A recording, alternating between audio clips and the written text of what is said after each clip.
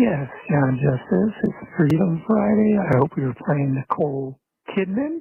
And I'm wondering if any of the foes of the show have showed up here yet. Looking forward to Freedom Friday. Bye. If it's big, you don't touch it. That's what I was taught. Gave them energy. Gave them energy. Gave them energy. Gave them energy. Gave them energy. Oh, hell yeah.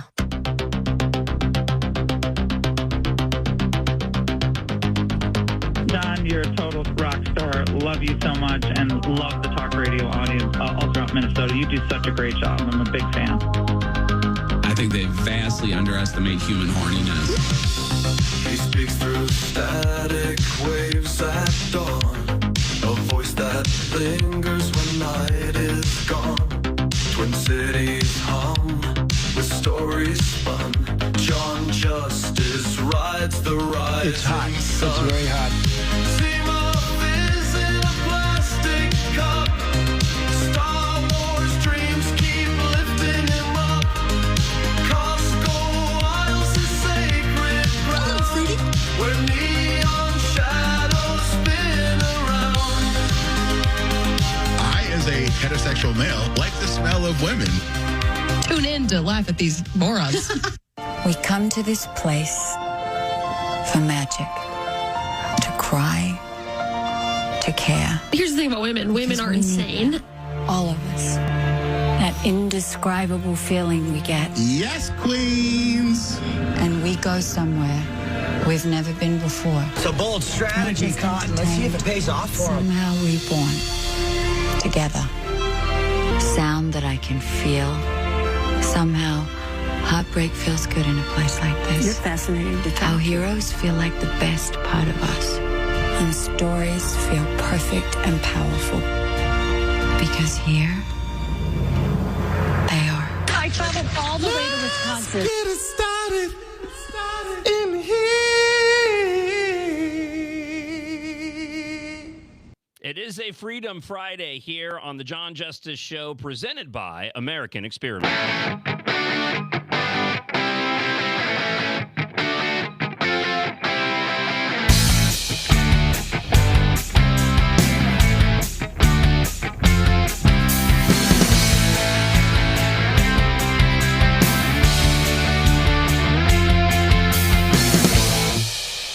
And the blasts are already rolling into the blaster line, 612-584-4565. If you want to email me at any point during the show this morning, john.justice@americanexperiment.org. We made it to Friday.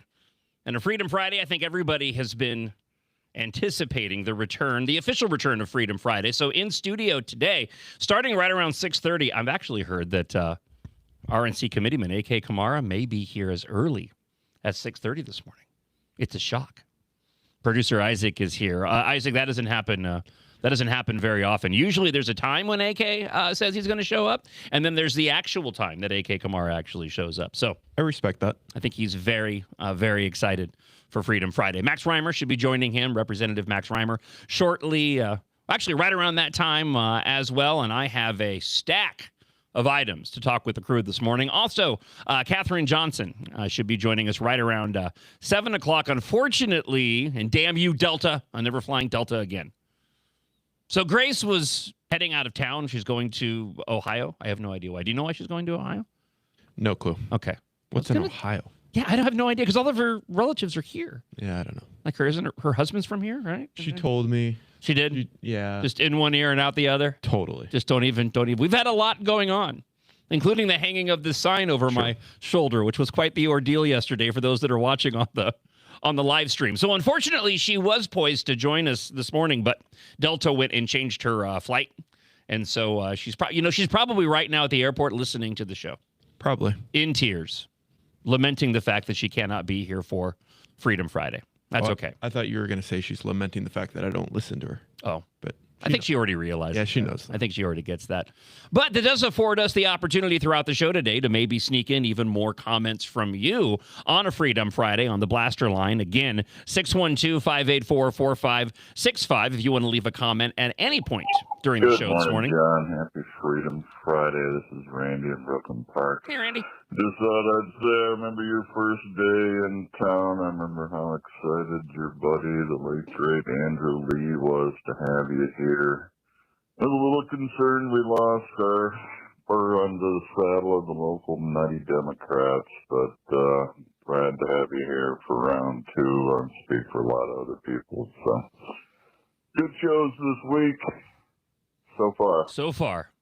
So far. Always a chance to tank them. Remember, you can listen live at AmericanExperiment.org. You can also listen live on the MixLR app. Those podcasts after the show are available there on the app as well, along with all of your podcasting platforms. Some people have been having difficulty finding the show via podcast. That's okay. It's really easy, though. Wherever you go and listen to podcasts, just go and type in my name. It's really quite that simple. Just type in John, Jon Justice. You should find it there. You were also streaming the show live if you'd like to watch at the @MN Think Tank X page, and also on YouTube and Facebook. Both Center of the American Experiment and my personal pages is where you can go watch the show. And of course, when the show wraps up, those videos are posted so that you can watch the video and the entirety of the show post-show in case you missed any portion during the week. Hey, John, this is Mary from up north, just catching up with the show this week. It's been phenomenal. Love the set, love the split screen and seeing people live. Just fantastic. It's so great to have you back. Can't wait to have all the drops.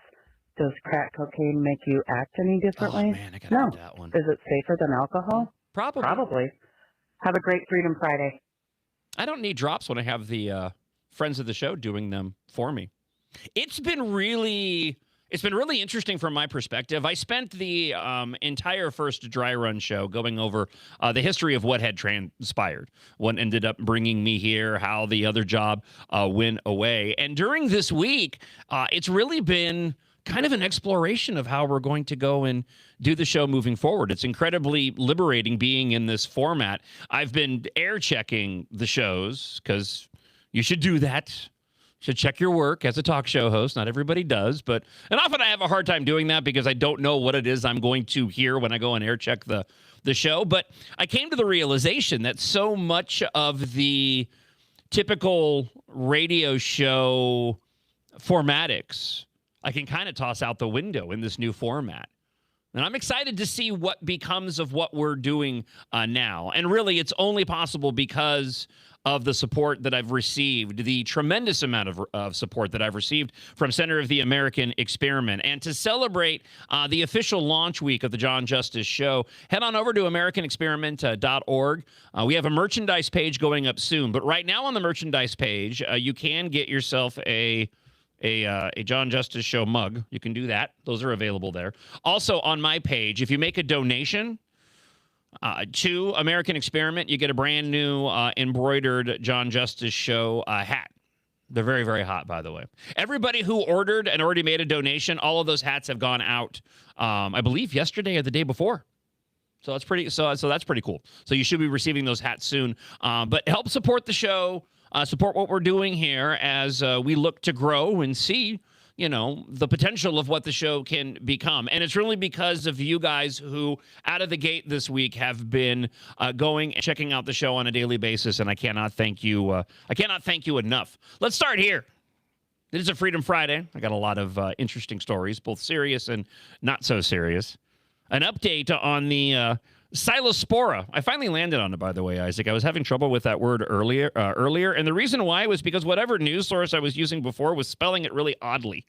They had like a sporia in there. Like they added like an extra R-I-A to it. That's annoying. Cyclospora outbreak.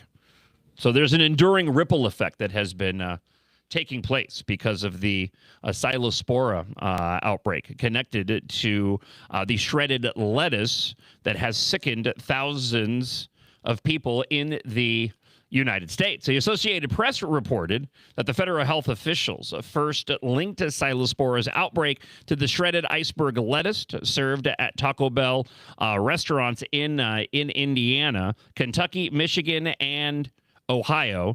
Taco Bell is projected to see the largest impact of the outbreak, which started in late June. On July 17th, Taco Bell announced that it had voluntarily removed shredded lettuce supplied by Taylor's Farms from the restaurants nationwide. We talked about this earlier in the week. However, its consumer volume has suffered. Nearly a week later, on July 23rd, Taco Bell experienced a dip in customer traffic at 21%, which is lower than the average across the U.S., the AP noted. Separately, consumer traffic at Chopt, C-H-O-P-T, a salad-focused chain. Oh, that's why I haven't heard of it. Because it's a salad-focused chain. I have to laugh, though, by the way. Because there's a salad-focused chain restaurant that occupies the exact same building as a Five Guys in Blaine. I can't remember what it's called, though. It's like Greens and something or other. Those salad places make me laugh, though, because you know what makes those salads all great? It's all of the protein and the stuff, yet you go and you put on top of it. I'm reminded of the ads. You're probably much too young to know what I'm talking about, Isaac. But when I was growing up, we had the PSAs that would go out. They had like Schoolhouse Rock. I'm sure you're familiar with Schoolhouse Rock. Yep. But they also had ones that were regarding condiments on your food. And there was a whole song, "Don't drown your food in ketchup and mustard and goo," or something like this. Meaning you don't want to go and just, drown your food in sauces and all Sure. that. Of course, as a rebellious teen, I did exactly that. Well, I mean, that's what made it taste good. Screw you.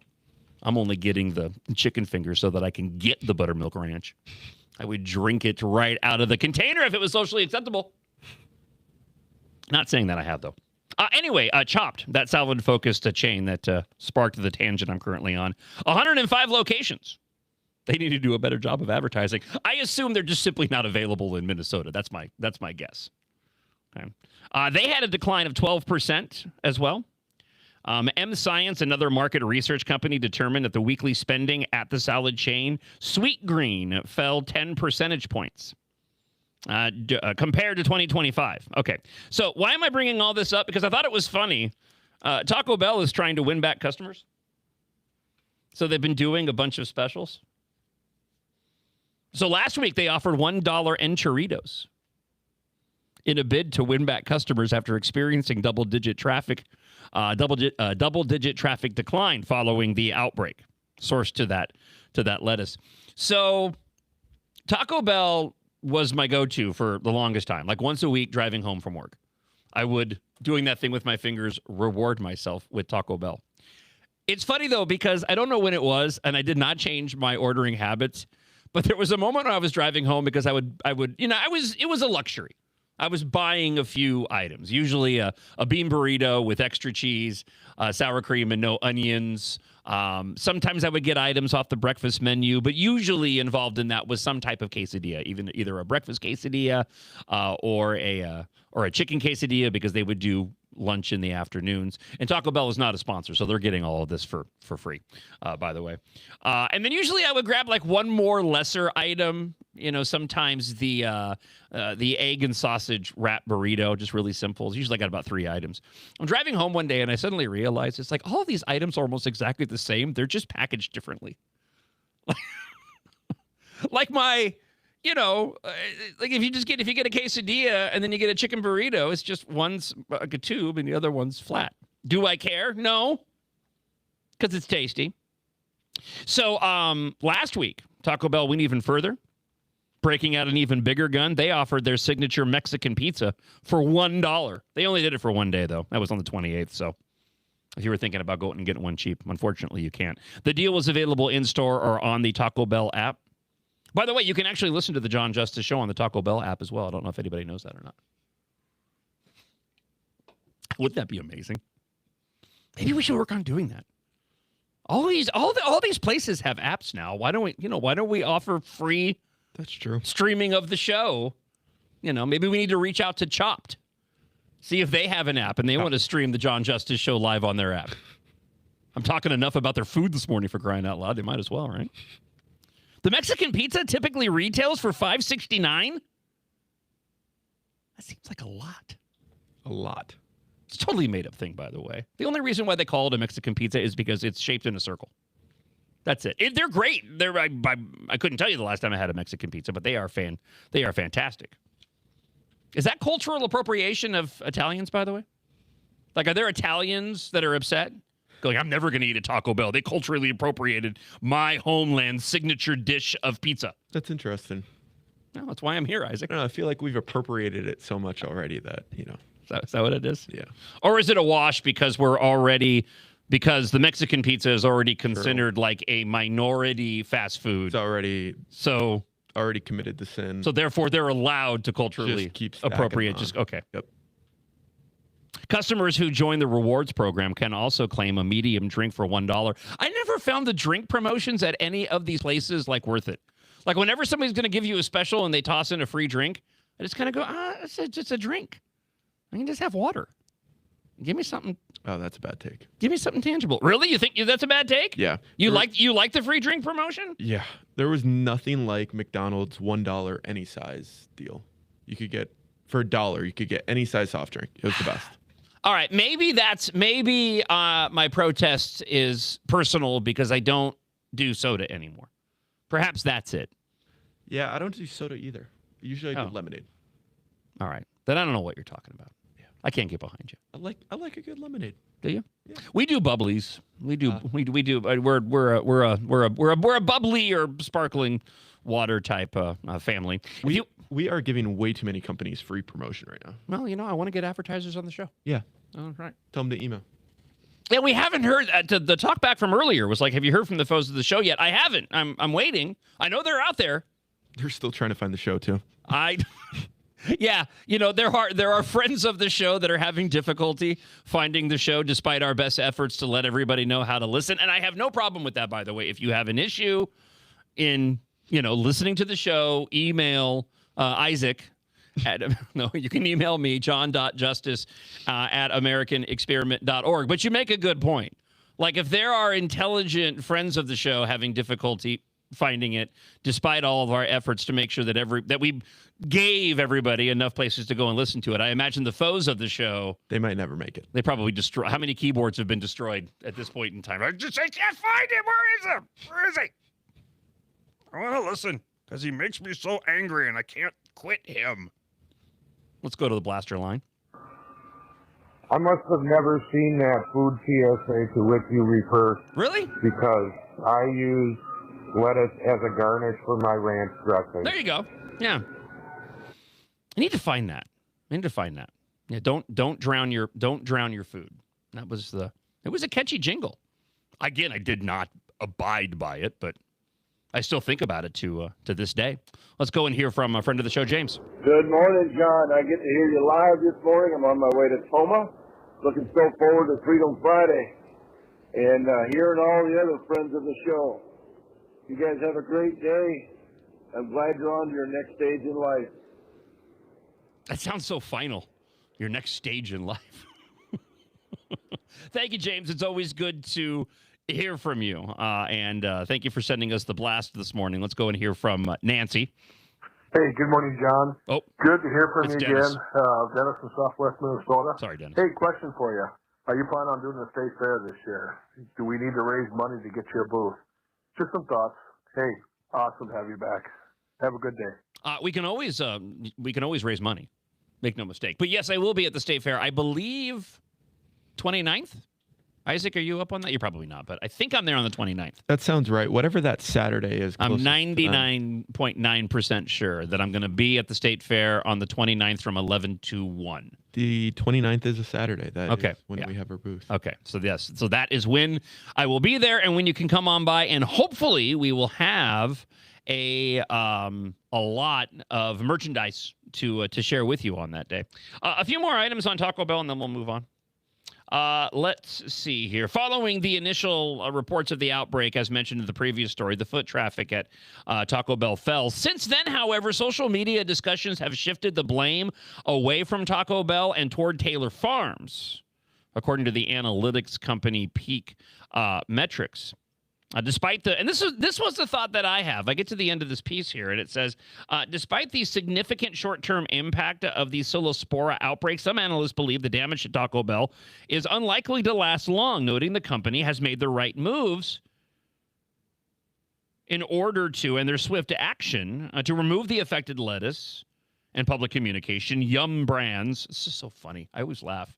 What do you call? I mean, I know you're dealing with food, but Yum Brands. Yum. Yeah, and their subsidiary, Yummy Brands.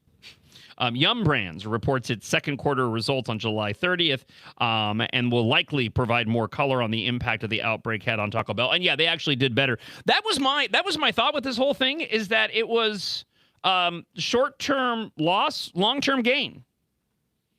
Like behind closed doors, the bigwig fuddy-duddies at Yum Brands and Taco Bell, like, you can't help but wonder if they're sitting back going, that sucked for a little bit, but we got a lot of free publicity out of it. Did you listen to the John Justice show this week? We spent a whole segment on it. It's huge. Yes, some people got sick, we know, but in the end, I think it was totally worth it. That's a good point. Have we looked into the possibility that Iran may have been responsible for this? Are there any Iranians around Taylor Farms? Are there any Iranians working for Taylor Farms that might have gone and spiked the lettuce with this parasite, wreaking havoc on the bowels of Americans? Are there any Iranian Taco Bell franchises? I do. I am fairly confident there are no Taco Bells in Iran. That's my. If they are, they're very, very oppressive. Just want to say that up front. You don't have much of a choice of what you're going to get. We would have had to spare them in the bombing. Yeah, probably. There is concern, though. U.S. officials are suspecting that Iran-affiliated hackers might have been responsible for the cyber attack that impacted more than 30 of our community water systems here in Minnesota. This was according to a report by the New York Times yesterday that U.S. officials are suspecting that Iran-linked hackers might have been responsible for the attack. What's even more surprising in this is that state officials actually deferred the federal investigations. The state officials actually deferred the investigations to the federal investigators, stating that they were best positioned to assess the actors. I'm just shocked that state officials said anything nice about the federal government under Trump at all. Hell hath frozen over. Surprised there wasn't a statement by Attorney General Thief Ellison or Dim Walls saying, we don't trust the assessment of the U.S. government. We think it was Republicans. That would have been my expectation. This week, state officials reported technology for the water systems in about 36 Minnesota communities had been targeted in the coordinated cyber attack. As of Tuesday, state officials said they were not aware of any municipalities that were asking residents to alter their drinking water usage. So you were looking at Plymouth, South St. Paul, Maple Plain, and Brom. All four cities said disruptions were either minimal or mitigated in the aftermath. Speaking of Iran, though, I have some good news for those of you that are wanting a major strike on Iran, a decisive strike on Iran. We may be heading that direction, according to reports overnight. President Donald Trump is apparently is considering and has been presented with a military option to doing that thing with my fingers, go big. Go big or go home, and escalate the strikes on Iran. I have a couple of clips to share with you. Let's go ahead and start with this. Again, speaking to Trump, talking about the possibility of, and this is what a lot of people have been saying. This is what you've been saying when you've reached out to the show, john.justice@americanexperiment.org, or you've left a blast at 612-584-4565. It's the same type of commentary that I hear in my household among my wife and my boys, my adult sons. It's like when we hear about these renewed strikes or a deal falling by the wayside, it's always immediately followed with commentary from the people around me going, can we not just go in there and end this already and just take care of this regime? Well, it looks like that we may be heading that direction. The president has been presented an option by the head of CENTCOM to go big and escalate strikes. According to the Wall Street Journal, the idea behind Admiral Brad Cooper's high-end option is to go beyond the smaller retaliatory airstrikes that have done little to deter Tehran from threatening ships in the Strait of Hormuz and lobbing missiles at American forces in the region by sharply escalating the war, according to people familiar with his thinking. CENTCOM says last night, forces successfully completed a heavy wave of strikes against Iran in response to yesterday's attempted missile attacks on U.S. forces. The strikes aimed to further diminish threats posed by Iran and its proxies to American forces, commercial shipping, and neighboring Gulf countries. And this all really could turn into a much broader world war if this Reuters report is true about China getting ready to sell Iran tens of millions of dollars worth of shoulder-fire missile launchers built to take out helicopters and fighter jets. President Xi told you that China would not give or sell Iran any weapons. And there's a new report that Iran's about to get 400 rocket launchers from China going through Pakistan to Iran. Well, that would be surprising. I mean, things like that happen, but that would be surprising. He told me very strongly he wouldn't partake, and he knows I'd be quite disappointed. And when we asked the president about this last week, he said that it is his opinion Xi and Putin are not helping the Iranians in this war against the U.S. right now, based on chats that he has had with them. But we also know it is the opinion of some others in the administration in very high levels that China and Russia are at the very least enabling Iran right now. I don't particularly care for the terminology in those reports of say people who are familiar with his thinking.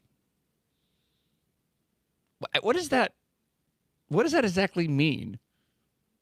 I mean, having a quote, an anonymous source coming out and saying, and listen, it's really neither here nor there. I just wanted to address it because I never have, and it always drives me nuts.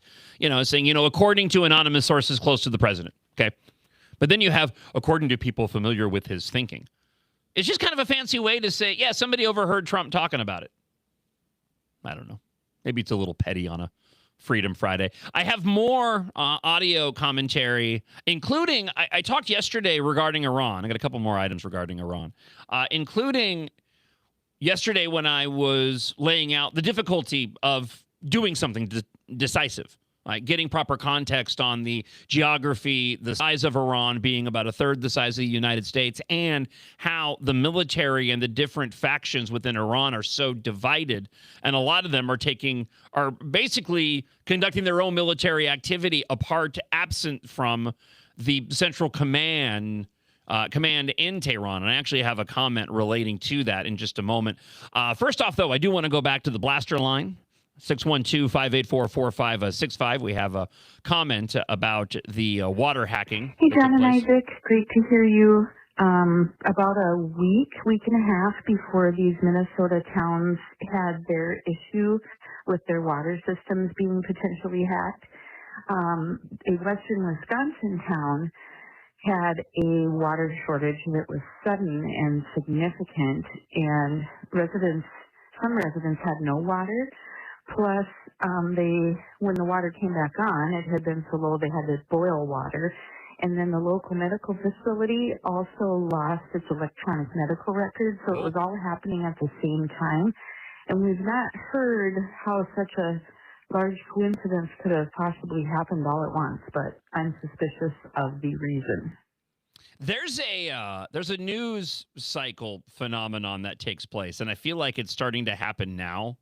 Is that when you have like one big story on a particular issue that doesn't get discussed very often, suddenly now other instances of similar stories end up getting attention where typically they wouldn't. Now, I don't know if that's the case when it comes to what you're mentioning of the western Wisconsin town dealing with a water issue as it relates to the cyber hack, the cyber attack that took place, maybe at the hands of Iran. But case in point, I'm doing my prep this morning. I didn't grab the story because I just was like, I'm not going to go there. I got other things to talk about, but I'll bring it up now. Apparently, the Disneyland theme park in Southern California, they had to shut all their bathrooms and restaurants down because there was some like massive water break in the city, which is devastating for a place like Disneyland. One, because you can't really bring in your own food, so you got to eat what's there. It's stupid hot as of late. I know because I was there a couple of weeks ago, and it was ridiculously hot. Plus, you need to go and use the restroom. You're going to be in big trouble. There are no Mickey Mouse outhouses at Disneyland, at least not that I'm aware of. All right, back to the possibility of going all in. General Jack Keane was on Fox News yesterday talking about the potential of this larger attack, saying that it could actually be bigger than the beginning of Operation Epic Fury was. And do we still have a realistic option to accomplish our assigned objectives if we can't do it through diplomacy? I think we absolutely do. and what that is returning to major combat operations, combined operation, certainly with CENTCOM and with the Israelis. Mm-hmm. They're both ready and prepared to do that. And what would that look like? Well, it would be actually bigger and more comprehensive than what Epic Fury has, because we have more targets through intelligence to take care of, and we also are at full magazine depth to deal with those targets. So it would be an all-out attack on their weapon systems, drones, missiles, whatever's left of their nuclear enterprise, IRGC, their units, and also their leaders. We would go after very heavily their energy and economic targets, oil and gas infrastructure, as an example. Isolate the country, roads and rails leading to border countries, seaports and airports as well, and sort of militarily quarantine the country. And then we would open the Straits of Hormuz and make certain it stays open, and finally conduct covert operations. After this operation, I think, and what I'm describing to you, and there's only a piece of it, can't get into all the details here, but it would be so comprehensive that it would likely put the regime on a path to its eventual collapse. See, this is why I still have a difficult time buying into this commentary that we've depleted our stock of missiles and ammunition. Friend of the show, Pat, mentioned yesterday that could just be a talking point by the administration to throw those that we're going after to stop their ability to wage war sort of off the scent. I just have a hard time believing that with the resources that the United States has, with how large the military-industrial complex is, that we would actually go and run out of those resources. And it's interesting, too, on that note, because that commentary, that narrative has kind of died off over the course of the past 36 hours. One more clip that I wanted to share, the brave soul that he is, Trey Yingst, talking about the real problem with Iran. And this plays into what I was mentioning yesterday and updated you on this morning. And that is the groups, the factions within the Iranian, their own military-industrial complex, and just how fragmented they are. Here's Trey Yingst from Fox News. Inside of Iran. One, the relatively more moderate voices. We're talking about Abbas Araghchi, the country's foreign minister, Mohammad Khalibaf, the country's parliament speaker. But it's the IRGC that is ordering these missile launches against U.S. forces in the region. And if they can't rein in the IRGC, there's really no point of a deal because it won't be agreed to. It's the stuff of movies. So I'm thinking of Sum of All Fears, the Ben Affleck, Jack Ryan film. And then this also happened in, Crimson Tide. In Crimson Tide, you had a rogue Russian faction that got their hands on the nuclear missile codes and nuclear submarines that was causing all the consternation in the film. And then in the Sum of All Fears, you ended up having at the end this attempt to spark a World War III through the detonation of this nuclear weapon. I'm just spoiling the whole movie, but if you haven't seen it by now, that's on you. Wherein they went and attacked the Super Bowl.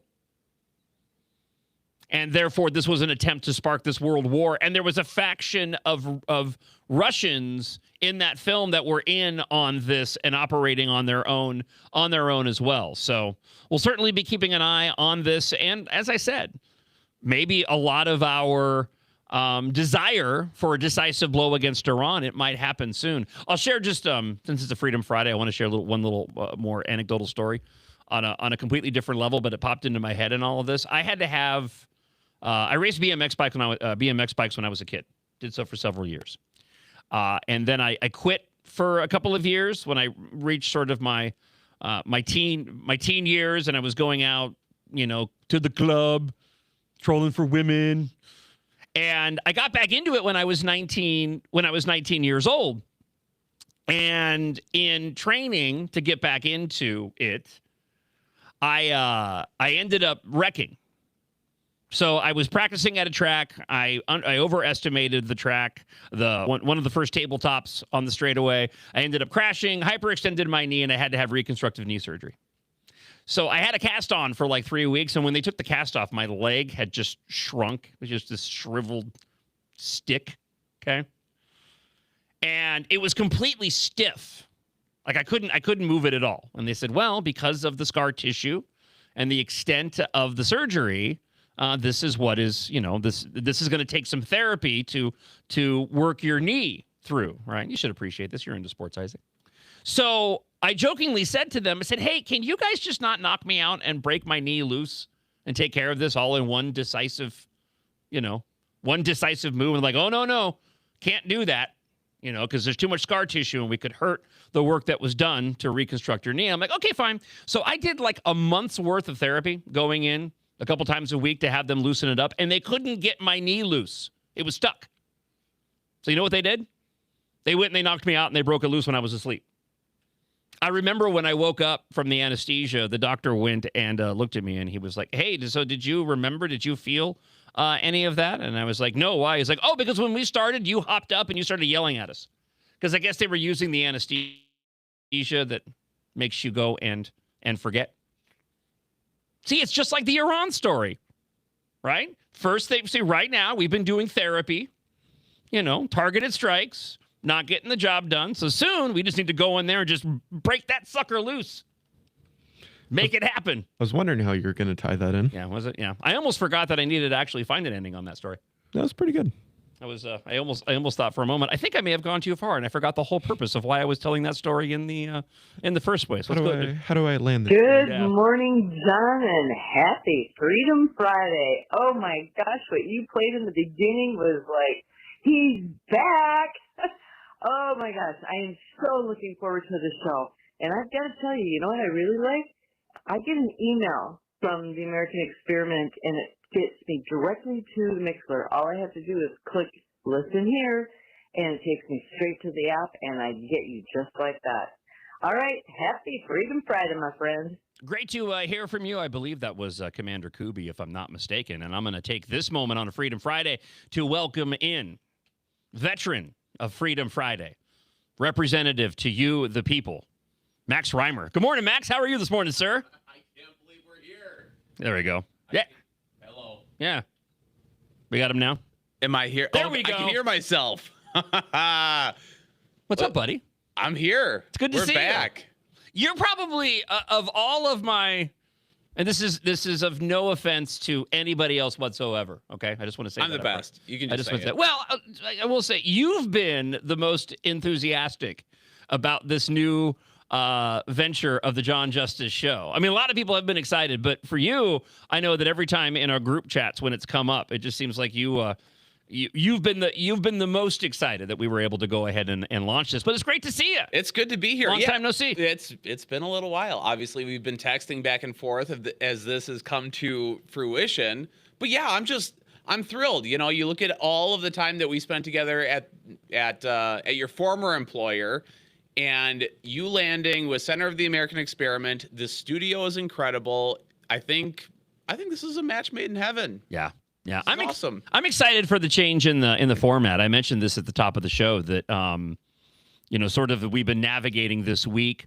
I took a very radio approach when we started, but I'm slowly beginning to realize that this type of format, live in a streaming fashion on multiple platforms, audio and video, is providing the opportunity to really kind of expand things and open things up. Plus, when AK Kamara joins us later on, I don't need to tell him to keep his comments to a minimum. I do like how AK and I as I understand it, will be snuggling on the couch here. Yeah. This is it's going to be interesting. You're going to need to put Shogru in between you guys. Oh yeah, yeah. He needs to make that little guy. He needs to make an appearance on today's show. So do not worry. We will be talking about the St. Paul Mayor Cooley Her a little bit later on next hour. Wow. Further updates on that story, by the way. So I send the Freedom Friday group snapshots of the headlines of the stories we're going to be talking about, and I didn't have any St. Paul mayor stories in the stack, and I texted them and said, hey, look, I'm just waiting for the update in the morning before I go and put anything into the stack. And as I had two predictions on this, Max Reimer. The one prediction was this would fall by the wayside and nothing would come of it. The other one was, or more allegations come out against Cooley Her, and she's going to have to answer for other individuals claiming similar, allegations as the St. Paul police chief. And it was the latter. It was the latter. It kind of got dark too. At first it was like, okay, Wiener Wednesday, that's kind of funny. Kind of benign. Yeah. Wrapped in a blanket, we whatever. Can laugh about that. Of course, St. Paul embarrassing itself again. And then it was like, ooh. The most recent updates have been kind of like, this is taking it a little too far. Yeah. So we're going to dive into that once we have the rest of our group in this morning. AK Kamara should be here at some point in time. I know he said he was going to be here by 6:30, but I figured that means more like 8. It's a different drive. It is. It's a different drive a little down bit longer. here. A little bit longer. Not too bad. A lot of comments are rolling in for a Freedom Friday. If you want to leave a blast, 612-584-4565 is the number. Good morning, John. You're fascinating to talk to. Good show. You're fascinating to talk to. That's right. I deserved that from my story earlier. I just want to say that. Up front. I have one more military item to get to. The United States Army has reportedly been testing a new electronic warfare system that could potentially change the face of modern warfare. Max, my assumption here is that this U.S. Army is reportedly testing, now that we're hearing about it, is that more than likely the U.S. Army has been using this for quite a while, and we're just now hearing about this particular device?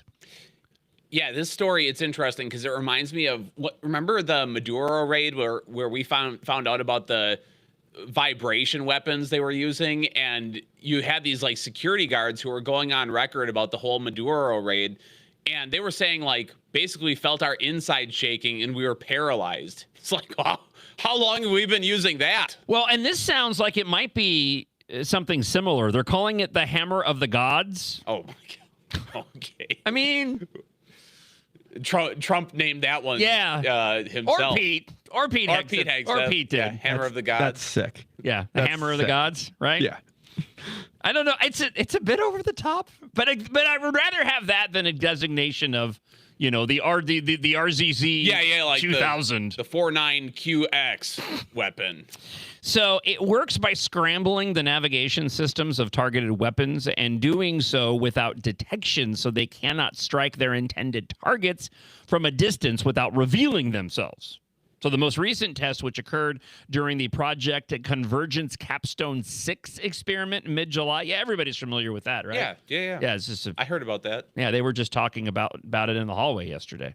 I believe all the interns were huddled around talking about the Project Convergence Capstone 6. Much better than versions 1 through 5. Just want to point that out. It marked the first time that they had tested the system at sea. Again, I think they've been using this for a while.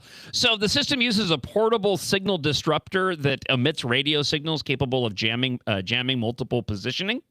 Navigation and timing signals as well. Those signal disruptions cause weapon systems that rely on that information to miss their intended targets and cause critical mission delays. There is a downside of some of the systems, though. And before I even read what the downside was, based on the description, I could already tell you what the downside was. Because you run the potential of doing that to your own equipment. Oh, right. You end up shut down your own stuff. It's like the end of Matrix Revolutions when they use the EMP and they knock out all the Sentinels, but then they also knock out all of their own military hardware as well. The general in that movie was very upset when they did that. Matrix Revolutions. That's a movie that I've tried to forget about. Oh, actually. see, I celebrate all 3 of those. Oh, do you? But that should not. You're in the minority, though. I love all 3. My boys love all 3. Really? As a matter of fact, Logan, my 24-year-old, he probably likes the Matrix series more than Star Wars. Really? Very interesting. Yeah, we could unpack that one for a while. Well, number 1 was revolution. Oh, yeah, in absolutely. Filmmaking. Yeah. And then prevailing wisdom, if you will, what the critics say is that number 2 dropped off a cliff, and number 3 was like no one watched it. Oh, 3 is and then the more modern ones where both of those brothers who directed it became like women, Yeah. and there was a like heavy social agenda. Yeah, Resurrection was not that great. I own the Blu-ray. I'll watch it, but it wasn't that great. Revolutions, though. Oh, I love Revolutions. That's a fantastic film. That's a great. I have to revisit it. Great war movie. The action in that is just top notch. To the point, they say downside of such systems has been that because they jam radio signals used by enemy forces, they could also jam friendly signals, leaving allies behind. But according to Fox News, the Hammer of the Gods circumvents that problem through the power of Thor's hammer. Literally. Nothing from anybody in the room. It's early. Somebody out there laughed. It's early. No, it circumvents that problem by simultaneously establishing a communication system that allows continued contact between friendly forces even after the disruptor has been deployed. Yes. So it shuts one down, naturally. and then they have a backup to go and take care of it. So experiments undertaken during operations such as, again, the very popular Project Convergence Capstone 6 allow the military to field test equipment in settings that better reflect the typical operational conditions. I don't know if you were listening on the drive in the Max or not, but there's talk now that they may actually move forward with a large strike, a decisive strike against Iran, which, again, most of the time when you talk about, a ceasefire falling through or, we're attacking again, the comment is usually, why can't we just go big and take care of them? And it looks like we may be heading that direction now. Hasn't it felt like we've done that like 3 times now? There's been some kind of big thing that we're supposed to do, and then a deal is supposed to get done, and then a deal is done, and then it's not done.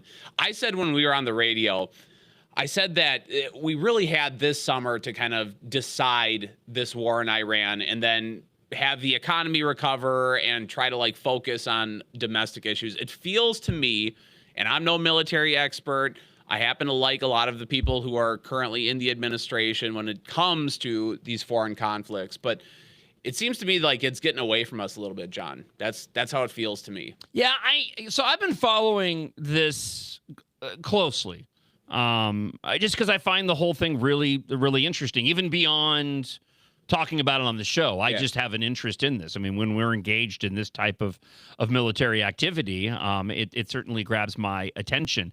And I understand the perception that you have that we've done this a few times, but the way that I've kind of viewed what the administration has been doing, it seems as if Trump has been trying to limit the number of times that we're taking military action. And every time we do, it's to try to push those Iranian leaders to some sort of decision on making a deal. Yeah, we need a deal. Yeah, we need one. We get there, and then they renege, and then they attack us, and I feel like there's been a lot of patience coming from this administration, which really pushes back on much of the commentary. Like, I get that the country is getting weary of the operations, and the polling certainly reflects that, but the way the administration and the way Trump has been handling this is really contrary to how those Trump derangement syndrome sufferers have been labeling him. I mean, he hasn't just been coming in and going for regime change and having us come in to nation build. It seems like they're trying to do the right thing, and we're again at a point where their patience may be running thin. And they may want to try to do, okay, none of this has been working so far. Maybe if we go in and do something really decisive, then perhaps that'll get them to change their tune. At least that's my perspective on it. Sure, yeah, and you don't run a war, you don't do a war because of politics. But I look at like the political landscape that we're in right now across the country, and I think if we were to get some kind of deal and gas prices come down, when gas prices come down, the price of everything comes down, and maybe Americans are feeling better about their economic situation and Republicans' ability to steward the economy by November. That said, because we're in this conflict and because we have the type of Democrats that are running across the country, I just read that this Maine guy married his cousin. Oh, we're going to get to that. Yep, I got it in the stack. You look at like just the loon bats that the Democrats are running right now. It's like, man, what a moment if we could somehow reestablish that we're focused on domestic issues and the economy. If we can get back to those talking points, I think it's going to be a boon for every candidate who's running for Congress or U.S. Senate or even down to the Minnesota level in the state House and state Senate. It just seems to me like we're getting in a quagmire here that there is no easy out. And it seems like you had mentioned, like, Trump is not doing nation building. I so appreciate that. But we're almost working in half measures, it feels like. We're not willing to do some kind of big military excursion, and we're also not willing to just totally pull out and let Iran take control of the strait again. And when the prices of gas increase, the price of everything increases. And I'm rambling a little bit, but I'm hoping that we can get back to a point where we're focused on the economy and domestic issues. Well, only because you said You're that. fascinating to talk to. Yeah, I am fascinating. I want to revisit Moonbats in just a moment. I made a note of it. Let's go back to the blaster line, 612-584-4565, if you want to leave a comment for the show. Good morning, John. Andy from East Bethel, and I'm so excited to have you back on the airwaves. And I never thought I'd say it, but hearing them energy this morning actually made me smile. And thank you for playing Jack Keane. Two of my favorite people to listen to for current events, John Justice and Jack Keane. Have a great weekend. Aw. Oh, there you go. I'm in good company. I've had a new concern as of late regarding the Moonbats that you refer to. Because, so we saw how close Plantner, and we'll get to that story here in a moment. I want to talk a little bit about what broke with Spain and kind of couple it with the conversation with Iran. And I know AK will be arriving here shortly. But I've had this new concern regarding these radicals that the left has been running, and then how the left has attempted to and had success normalizing these crazies on the street, right? It seems as if you've got all these individuals gathering for protests of various different issues. You watch it, and it's the Tim Rose Circus sideshow for those that remember this. Like, if you remember, do you know the Tim Rose Circus sideshow? Okay, no. So back in it's got to be the late '90s. Isaac, Tim Rose Circus sideshow? No. Come on, John. Okay. No chance. Okay, no chance. Man, you never know.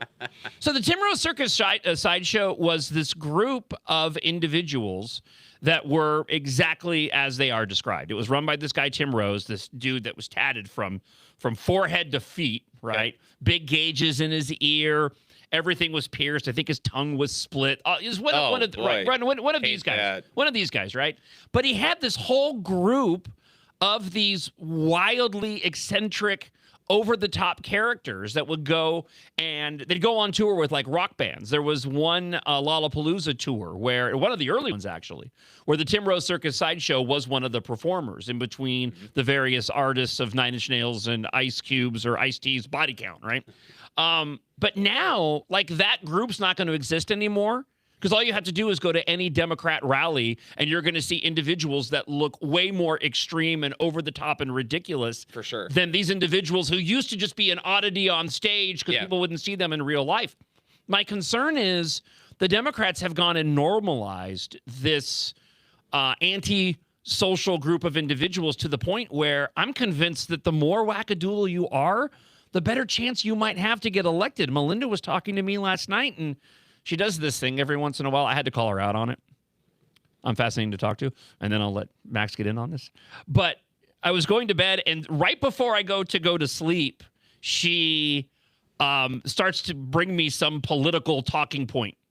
She wants to say, did you see that James Tallarico may be ahead in some of the polling and all this? And I'm like, honey, I'm literally standing up to go down to go to bed in my room. This is not the time to drop this on me. But that's what got me thinking that the Democrats have done such a good job of normalizing these moonbats, as you call them, that I'm fearful now that the more moon batty that you are, the better chance you're going to have to win. Wherein, if Plantner if it hadn't been for Democrats calling out Graham Plantner, then I think he probably could have stayed in and won. But he was taking too much heat. And now, as we'll get to with the replacement accused of having kids with his cousin, is that even gonna matter? And we can, of course, roll this into here in a moment to the St. Paul mayor story. So we'll invite AK in just a moment. Max, I wanted to give you a chance to respond to this. Yeah, well, I think when you look at places like Minneapolis or even some of the state house reps I serve with, basically the immutable characters that they have are things that they list as a credential. I am a gay, bi, transgender, two-spirit, blah, blah, blah. And I am Max Reimer. Well, yeah, right. Sorry. That would have been a great drop. Maybe I will be two-spirit. That could be politically advocated. I don't even know what two-spirit means. It's trans. My understanding is it's transgender, but for Native Americans. Oh, I thought it was when you went to the bar and you ordered 2 shots. Oh, well, maybe it's that, too. Maybe that's where it came from. Nothing. Again. John, it's early. We're warm. It's warming early. up. I've been up since 2:30 for crying out loud. It's Warming late. up. Getting back in the groove. All right. No, I'll just say, like, being indecent, kind of putting on a freak show is part of the modern Democrat Party. It's part of what they list as a credential. So I even look at, like, what's crazy is it looks like Francesca Hong. If you're in Wisconsin and you're listening, it looks like this person who's essentially to the left of Peggy Flanagan is going to be your governor candidate in a place like Wisconsin. Yeah, moonbats. But that's part of it. That's part of it. The freak show is part of it. There is an AK Kamar who has also joined us in studio here on the John Justice Show, presented by American Experiment. It is good to see you, my friend, and I saw you shaking your head at some of the comments that Max was making. Thanks for joining us, buddy. Indeed. Good morning. How's everyone doing? We're doing great. Love the studio. It's fantastic. Now that you're here. It feels like AK and I are in couples counseling. It does. Right now. You stay on your side of the couch, bro. There you go. See, you got to put Shoguru in between. You got to put Shoguru in there. Oh, is that what his name is? That's Shoguru. Oh, okay. He's Grogu's estranged brother. I didn't know. That's Shoguru. Oh, okay. I get it now. Yes. Now it clicked. As Max has been saying, it's early apparently. So what are your thoughts on the Moonbats? Oh, it's just the par for the course for the Democrats. Listen, I think the one thing, taking a step back, talking about this potential of this increased war presence in Iran, and you mentioned not everything has to be through a political lens, but you have to also put things in its proper context. Do we have political capital? But because of how moonbatty the left has become, we kind of have it, because it's like the Democrats are fully embracing socialism, communism, and the average voter, it's like a huge percentage, I think it's a plurality, would not ever vote for an actual socialist. So that gives us more political capital to do things that if it was a lot tighter. But thankfully, the left is doubling, tripling, quadrupling down on just their full embrace of anti-American rhetoric. To your point, in Minnesota, Peggy Flanagan is far outspent, but it's a tight race. And right now, I still think that the money is on that Peggy Flanagan will win the Democratic nomination. Yep. In Wisconsin, Mandela Barnes dropped out yesterday.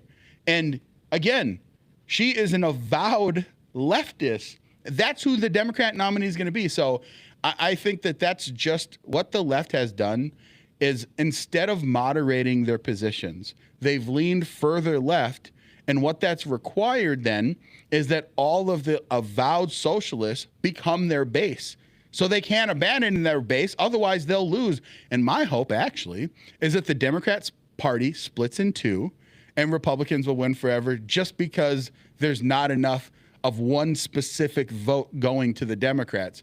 I know that's a little bit, Pollyannish, because Democrats are really good at just kind of galvanizing. From your lips to God Almighty. And that's what I hope happens, man, because if you meet an avowed leftist, they hate moderate Democrats.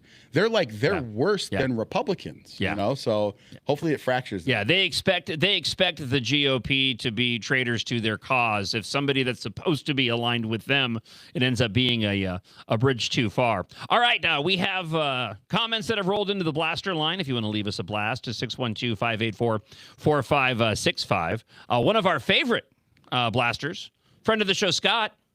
We have a Scott Con level. What is his level of enthusiasm going to be? He's talking about COVID lockdowns and moonbats. It's gonna be 3. On a 1 to 5, 1 being the least excited, 5 being the most enthusiastic or excited. So where are we on the Scott Con level? Isaac, where do you think Scott's going to be?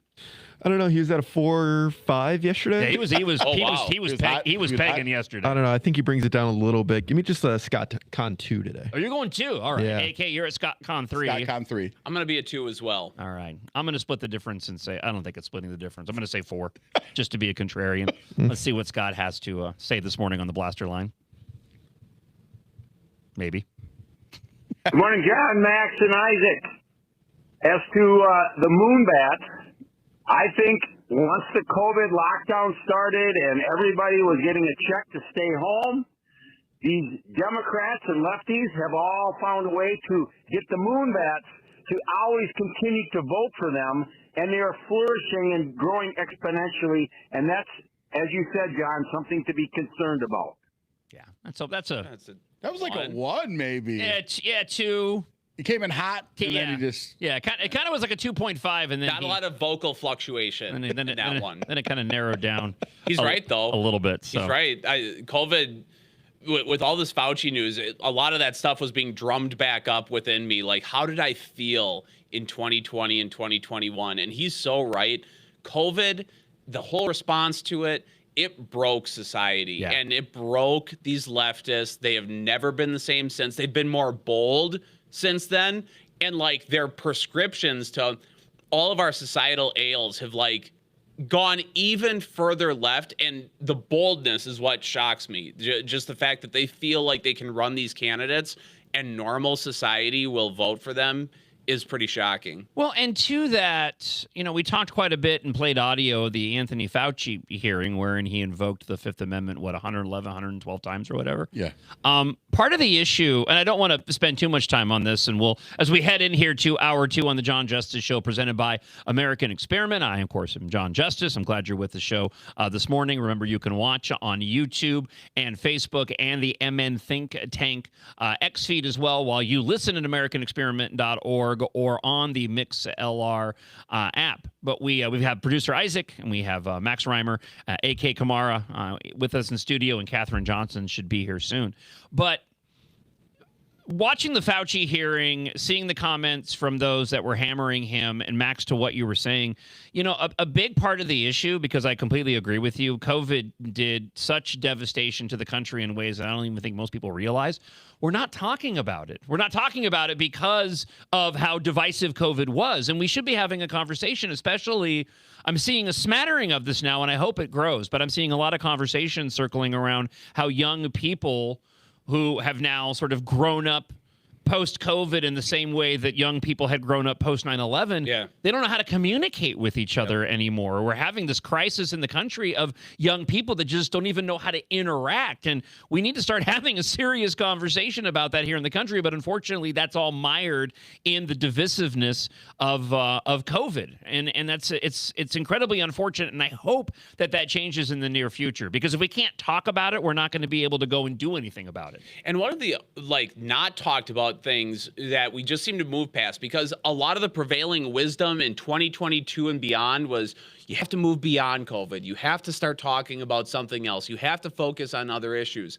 Well, the stew of our government response to COVID, we printed an additional $6 to $8 trillion over the course of 2 years to pump into the economy. So when you see unemployment increasing, but yet stocks are going up, it's because we have all this freewheeling cash in the economy. It was the biggest wealth transfer in the history of the country, and we don't talk about the long tail effect of our economy on what we did 5 years ago.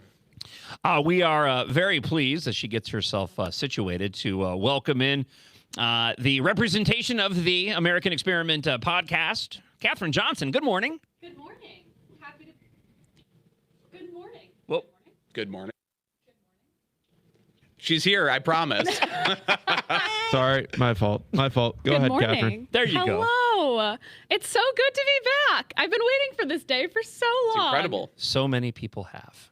so happy. No, it's been great. It's been great. And thank you to everybody who's left us comments already this morning. As a matter of fact, as we shift gears a bit, let's go ahead and go back to the Blaster line now that we have our entire Freedom Friday group in. If you want to leave a comment, 612-584-4565 is the phone number. Hey, good morning, John, Max. It's great to have Freedom Friday back. It truly is. But Max, I know you guys are going to get to it.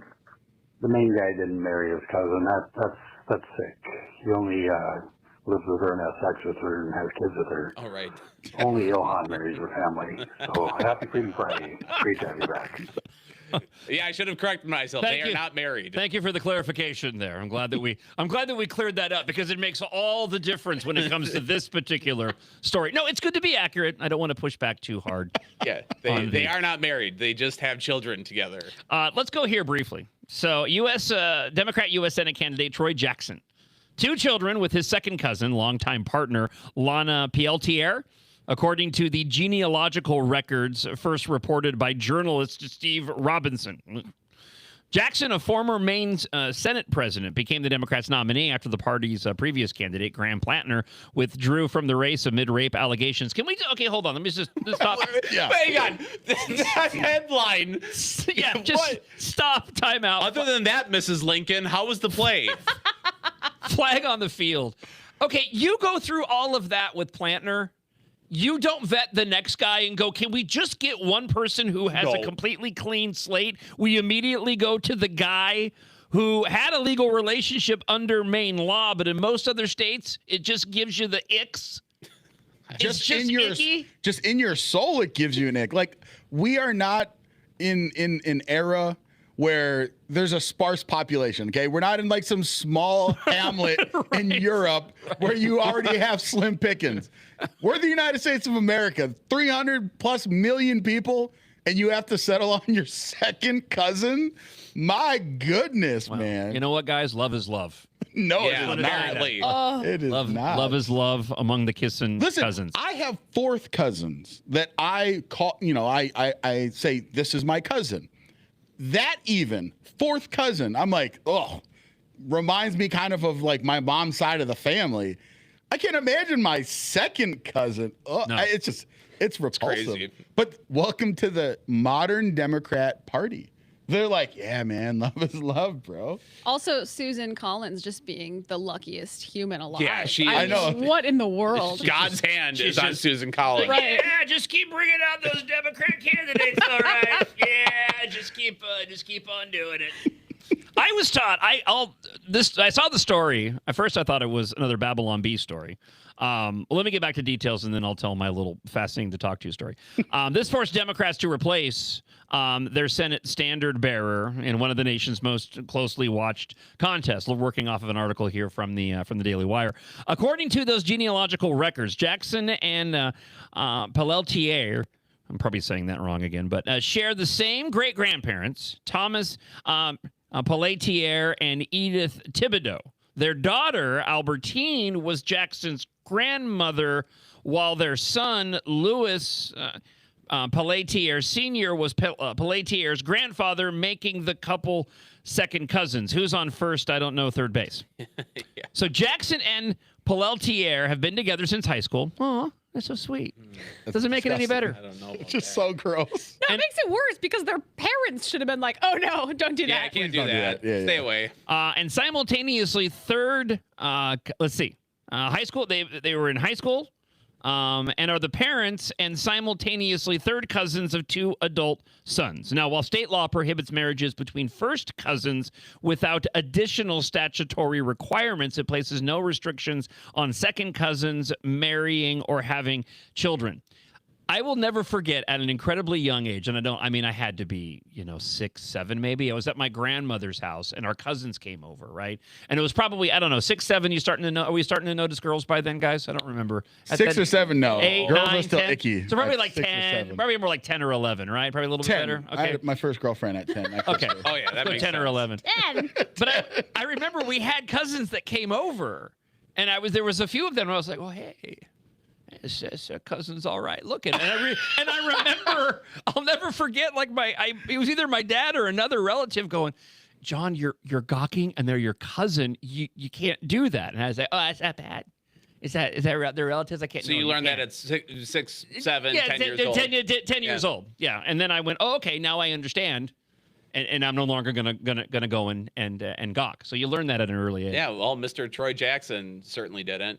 And to your point earlier, when you come away from Graham Plattner with all of his baggage, you find the most milquetoast, plain person. You find Bob Johnson, Bob Boren, the mail carrier for 30 years, who has been married to the same woman for 35, and you don't care about his positions. You just say, you know what? You're replacing a total freak. Yeah. And instead, what they did was they found the second biggest freak they possibly could. Well, they did pass on the transgender. What was that? True. What was that dude's name? Ashley or whatever it was. True. Like, oh, the guy that was having the menstruations out his hiney. Yes. He said, I have out of his butt a menstruation out of my butt. I bleed out of my butt once a month, and it's like that was a lettuce that you ate. Yeah, I do too, but it's because I probably ate Taco Bell once. Yeah.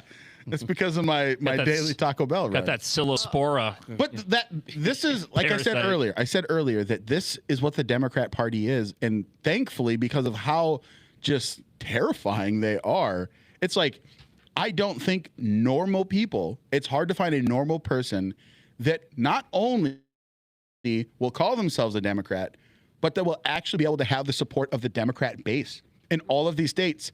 They just don't exist, which is good for us.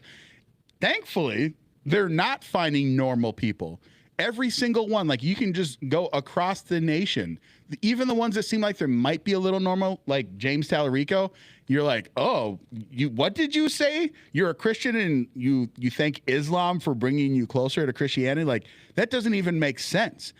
But that's like the most normal person they can find, other than kind of the old guard of like, Gavin Newsom, but he's just riddled with all types of controversy and cheating on his spouse and all these different things. But that's the modern Democrat Party, which is what gives us hope that Republicans aren't going to get absolutely crushed this midterms. Did you see that James Tallarico is renting his truck, like his pickup truck? Yeah. Renting it? It's a rental. My goodness. For ads. So he's trying to look a little more authentic to Texas. Okay. And so his pickup truck has been determined. Because he owns something like a Subaru or something like that. Of course like he that's does. His normal car. Of course he owns a Subaru. What else would he own? No offense Makes to sense. you friends of the show who own Subarus, but you're driving around a liberal car. I'm just saying right now. It's a stereotype. You can't escape it. If you love it, that's fine. I drive a Kia, and I'm proud of my Kia. And there's people that give me a hard time for that, so I don't feel bad about saying it. I know. I have people that give me. I had a guy. Oh, let's not make Kias are also.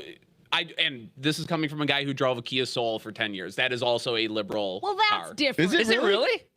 Oh, for sure. Go down to Minneapolis and look at what kind of car has all the bumper stickers on it. It's usually a Kia. Is it really? It's usually a Kia Soul or a Subaru. They probably were like high on the list of like pro LGBTQ, Two-Spirit, whatever, on their index or something like that. That's DEI probably score. why. Yeah, the DI score through the roof. I like the appearance of Two-Spirit on the show today. That makes me happy. I personally have always loved Two-Spirit because it's like, yes, the indigenous people were trans. And it's like, if you talk to an indigenous person, like, no, we aren't. Stop saying that. We're not Two-Spirit in the indigenous culture. Well, there's got to be like Three-Spirit people out there too, right? There is. Four-Spirit. Okay, just making sure. Yeah, I would. I mean, you can't stop it. You can't stop at two. Yeah, boy, girl, and like turtle. I do have audio of the replacement of Troy, the replacement candidate for Graham Plattner. Yeah, there's no doubt Graham, did a great job as far as getting people going. Very articulate, better than I am at that. But what I've been doing, all through this is trying to make sure that people understand. All right, I don't want to be too. I'm going to pause it real quick. I don't want to be too mean. Is it just me, or he sounds a little slow? He does sound slow. I'm wondering. I want to go to the further genealogy of his parents. What happened at this point in time? We're talking about Maine. He sounds like he's from like the deep south. Yeah, like from no offense to Mississippi, since they're beating us now when it comes to math and reading scores. That's right. Sounds like he's from Mississippi, but he's going to represent Maine. Real slow. Yeah, let's go back to that. You know, it's about the movement. It's about the issues. I mean, this is way bigger than any one person. Bigger than Graham, certainly bigger than me. You know, we have a chance right now because people are coming together like I've never seen before. And, you know, when I worked for Bernie in 2016, that was the most incredible campaign that, you know, I've ever been around. This is way bigger. I mean, people are coming out like crazy because they are upset. Hey, great show as always. Just on this cousin thing, I did have a family member who married their second cousin. They fell in love and all that before they even figured it out. But oh yeah, I mean, what happened? Yeah, what happens then? Too bad. You gotta end it. Too bad. You gotta back out. No love is love on that one. Huh? No. Too bad. Mean, you like do one of those like scenes from the movie where you're like crying in the shower and you're like, oh, I can't believe I did that. That's what you do. You don't just say, well, too bad. No, it's one of those things where as soon as you find out, it's like, hey, maybe in another lifetime this works out, but we can't do this right now. All right, let's go here. I don't want to wait on it. I think people are waiting for our commentary. So I want to talk about Mounds View Mayor Zach Lindstrom coming up, because I didn't realize he also was on the list of those that pardoned the convicted child sex offender, and now he's running for re-election. Side note, and again, we'll get into more into this. Hold off on your blasters on that story coming up, but I just want to plant this seed. He falls into that category of that weird liberal dude that's like dad bod jacked to the point where, you know, have you not seen this? Okay, let me give you. Well, I don't know him. I don't know what he looks like. I saw a picture of him, like, oh, you're one of those liberal dudes. They're like, they got like, you know, they got dad bods, but they're all like big and, you know, like they're like the frumpy version of that Alan Richter leftist actor. Okay, like that guy's truly jacked. Jack Reacher. Yeah. But you have like the real wimpy liberal guys, and then there's this side group of liberal dudes that are all like kind of big, and I'm a big liberal, but I'm gonna go and support pedophiles, and it's just all very strange. All right, so that's me seed planting on the show today. Let's go here. First off, somebody has to clue me in on this, because we were in our group chat, and I won't say who made the comment, but where did the demisexual line come from regarding the St. Paul mayor? It's Cooley, right? Is that no? Collie. Like cauliflower without the flower. Or you could say cow, like cow moo. Cowley. Cowley her. Okay. Cowley her. So where did the demisexual thing come from? So this woman I didn't know this about has had a bunch of credible allegations going back years to when she worked for the city. She's been doing this behavior, right? This is the St. Paul mayor who's now under investigation, and so we'll get to the details here in a moment. She used to be with St. Paul working as staff, and she had this falling out with a friend who filed a harassment restraining order against her. And in the harassment restraining order, which was sent to me back in January, and I read it, and I was like, holy cow, this lady's wildly crazy. She identified herself as demisexual.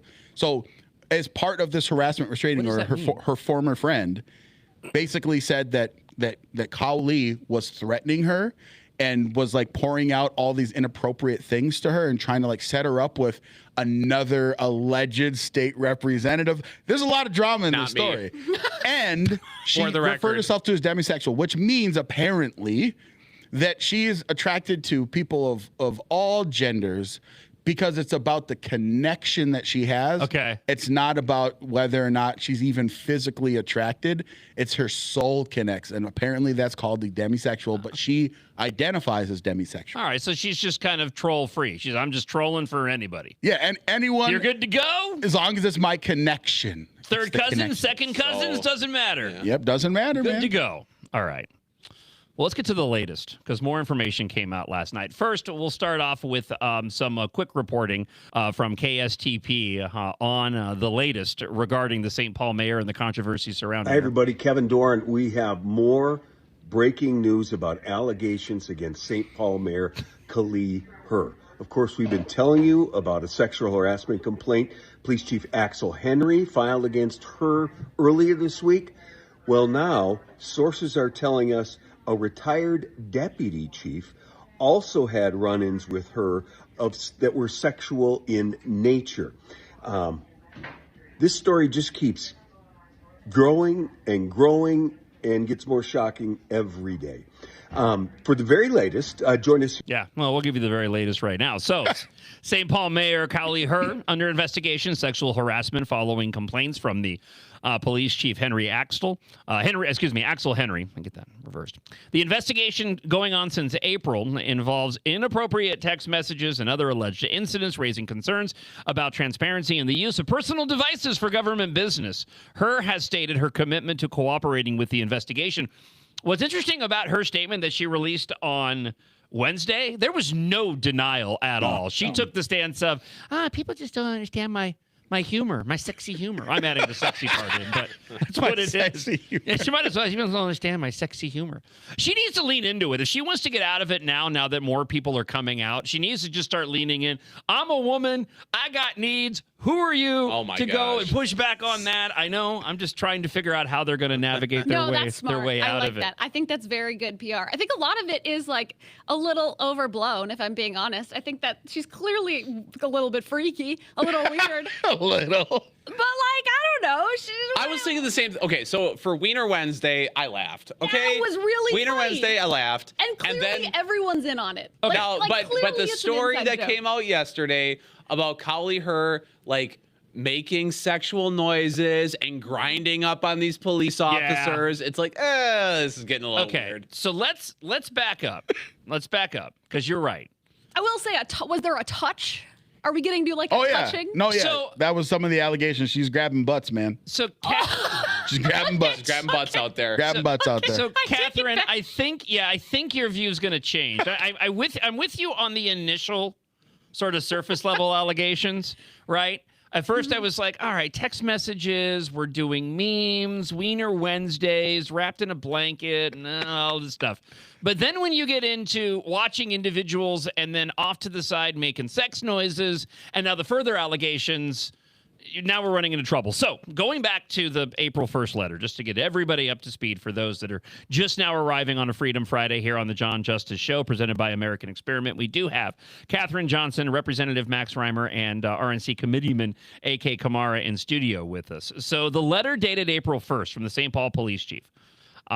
His lawyer, Chris Maddle, I'm going to say it again, that dude needs a documentary. Yeah, I love Chris. Shout out to Chris. How many just out there, cases has this dude He's had a year. taken on, man? It's incredible. Had a year. I saw that Joe Thompson is representing one of these people too. So oh, really? yeah. Bringing the band back together. Getting the gang back. Get the gang back. Love it. It's like the Untouchables all over again. So the lawyer to the city attorney claims that Herr used one or more mobile phones to communicate inappropriate and indeed unlawful text messages. It includes what appears to be a screenshot of a message saying "Happy Wiener Wednesday!" ! Wish I was having and then a hot dog emoji with you all 6 today. A redacted picture is then included with the statement message saying, doing that thing with my fingers, when she wraps you up in her blanket after you gave her a good wienering, with laughing emojis. Wienering, yeah. The Wienering. It's a new horror movie coming from A24. The Wienering. Yeah. That is allegedly just one of numerous inappropriate incidents involving her.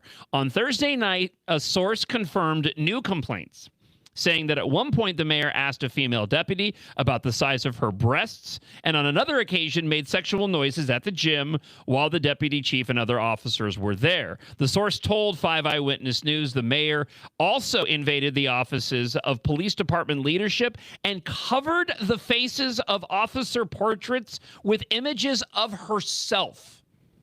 Now, psychopath. Again, it could be kind of funny. Yeah, it sounds like a funny prank. But you should do that around here, Catherine. I think I would. You should go and replace. You should go and put your picture on everybody else's picture. The deputy chief decided to retire rather than continue what she called a creepy, highly sexualized environment. So that's how bad it was for the deputy chief.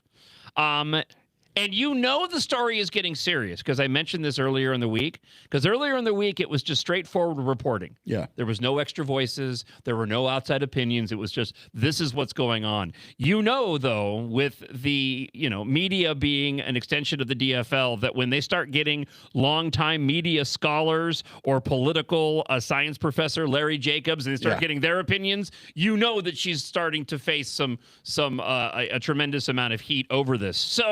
So what do you guys think? Is this going to – because initially I was thinking that the double standard would be at play. She's a Democrat. She's a DFLer. It'll fall by the wayside. But my other prediction was that if the allegations are true, more people are going to emerge and start making claims. Do you think she's genuinely in trouble with this? And we can go we can do a round robin with our Freedom Friday guest this morning. Yeah, listen, I think she's cooked. Again, on X back in January, there was a friend who basically told me all about this relationship. And ultimately, what you find is that this is a pattern that has existed for a while. And I jokingly said to Max, I was like, there's no way that this started right now. So there's got to be stories of staffers, at the St. Paul legislature that have probably had the same run-ins. She worked for a nonprofit for years. She worked for the city. And I think that she's been doing this inappropriate behavior for the entire time because, she's a broken person. And let's just also be super candid.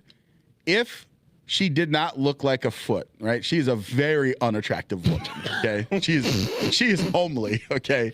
If she was a good-looking gal like Catherine, okay, or Grace, probably no one would have complained because it would be like the boss from what was it called? Was it called Bad Bosses or whatever? Horrible Bosses, right? And not Julia Roberts. Jennifer Aniston plays basically a horny boss, right? And she's sexually harassing her employees, right? Jason Bateman, I think, is the guy. Whatever. Point is that if she was more attractive, this probably would go nowhere. But I think what's happening here, okay, is that she is going hard in the paint after dudes and girls, and their significant others are finding out, and they're like, that is inappropriate.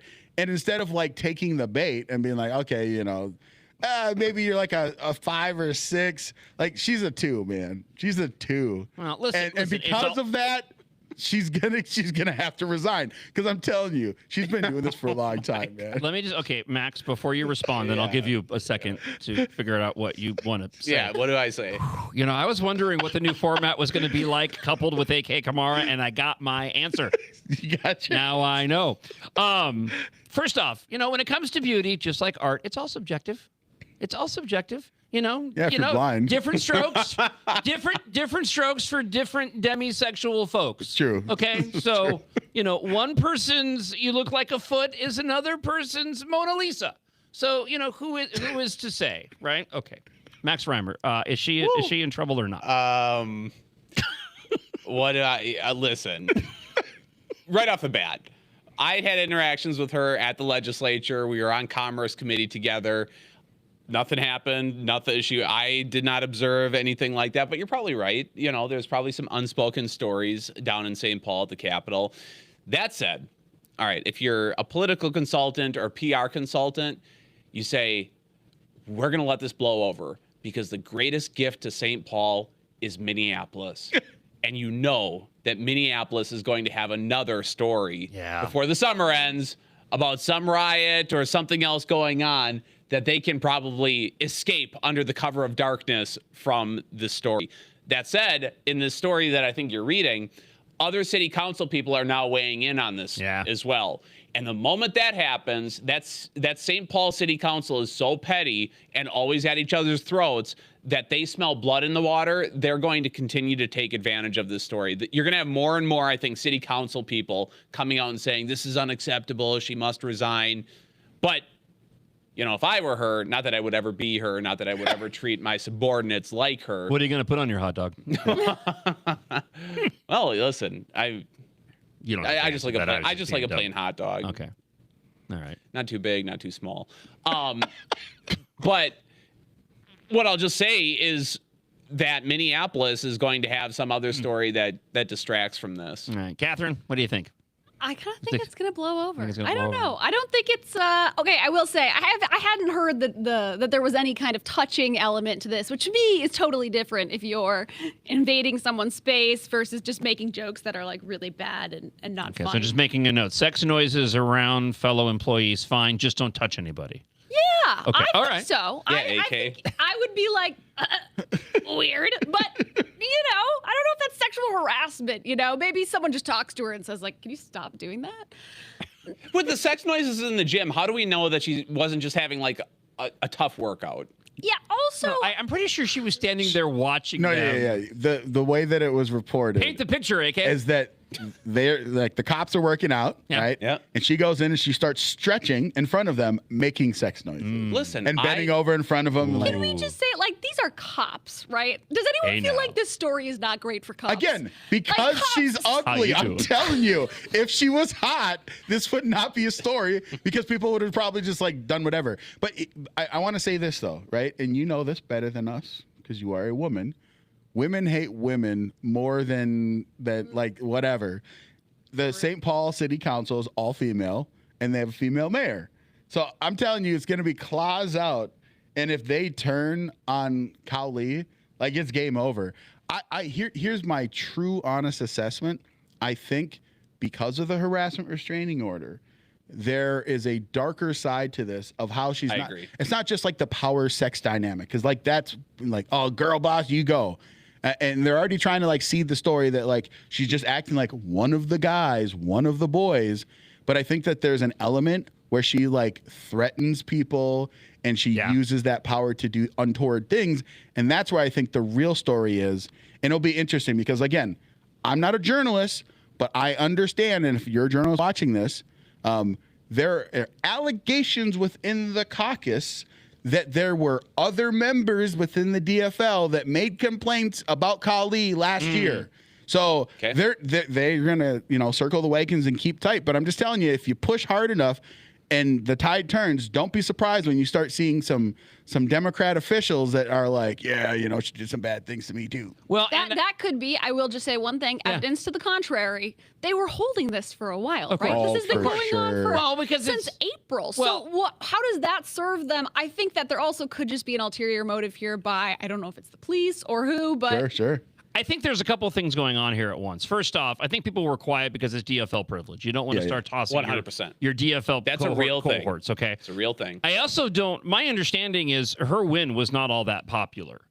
That's my understanding of watching what had transpired. I mean, she beat Melvin Carter. She beat Melvin Carter, Yeah, but there was also, weren't there shenanigans involved in terms of the outreach that she did to particular communities to try to really bring about the turn-in votes to bring her in? Because Carter was fairly popular. He was. It was actually a cop issue. So Melvin Carter was more friendly to law enforcement. Okay. And Kali was trying to kind of galvanize like the Democrat socialist type of kind of wing. So my point being on that is that I don't think there was any intent to remove her because of her being an unpopular win. What I do think is happening is that now that the allegations have come out, more people are coming out with further allegations, and you're going to have individuals on the left that'll be more inclined to toss her under the bus for all the other reasons. Yes. I do for a couple of things. First off, Isaac, unbeknownst to him, he has been very hard at work. We actually have exclusive audio of Cowley her making those sex noises as she was watching those fellow government employees. Fluffalo. So I'm sorry, that was the wrong one. I'm sorry. This is actually the one that I was referring to. Oh, very good. Very good. So let's go back to the blaster line, 612-584-4565. Oh, Get your very thoughts good. this morning. Good morning, everybody. Happy Freedom Friday. With Kali Her, when she was in state office, we didn't hear anything about this. What is concerning to me is this was hidden, or the practice was going on when she was in state government, and now she's in local government. It all comes to a head. That's kind of confusing to me, because she all of a sudden didn't just have this type of behavior. How did it get hidden all those years? Well, this goes back to what I said yesterday and what we were just talking about. I think this was one of those circumstances where, and as I suspected, people are coming out going, not necessarily how I worded it yesterday on the show, which was that's just how Cowley is. That's just her. No, now you have people coming out going, oh, so they're stepping up and talking about this? Well, I've got my own story. She made sex noises around me too, everybody, and asked me about, about my breasts. So again, she did not do that around me, okay? Just to be super, super clear. I just want to say, on top of all of this, on top of the personal controversy of the story, St. Paul is also facing like a $25 million deficit as well. Yeah. So not only is this happening, but she can't run a city either. Go figure, most shocking statement of the year, a Democrat is like circling the drain. So Pioneer Press, Frederick Milo, who I personally think he's an awful journalist, but he said back when she was City Hall staffer, her sometimes greeted a male staffer with unwanted butt grabs in front of his coworkers, friends, and family more than once, more than twice. As mayor, she asked a female officer to judge her breast, and a longtime friend filed that restraining order. So again, I'm telling you, these journalists are going to start just picking through her frenemies list, and there's going to be people that are going to come out. I don't think anyone in the DFL caucus will probably turn on her, because I think that's a bad look for them. Because then it's going to ask the question, like the blast that came in. Why did no one say something before? And who else? It's because they were circling the wagons. But I'm just telling you, if someone's able to push hard enough and someone has an axe to grind, they're going to find out that, this behavior was happening for a while.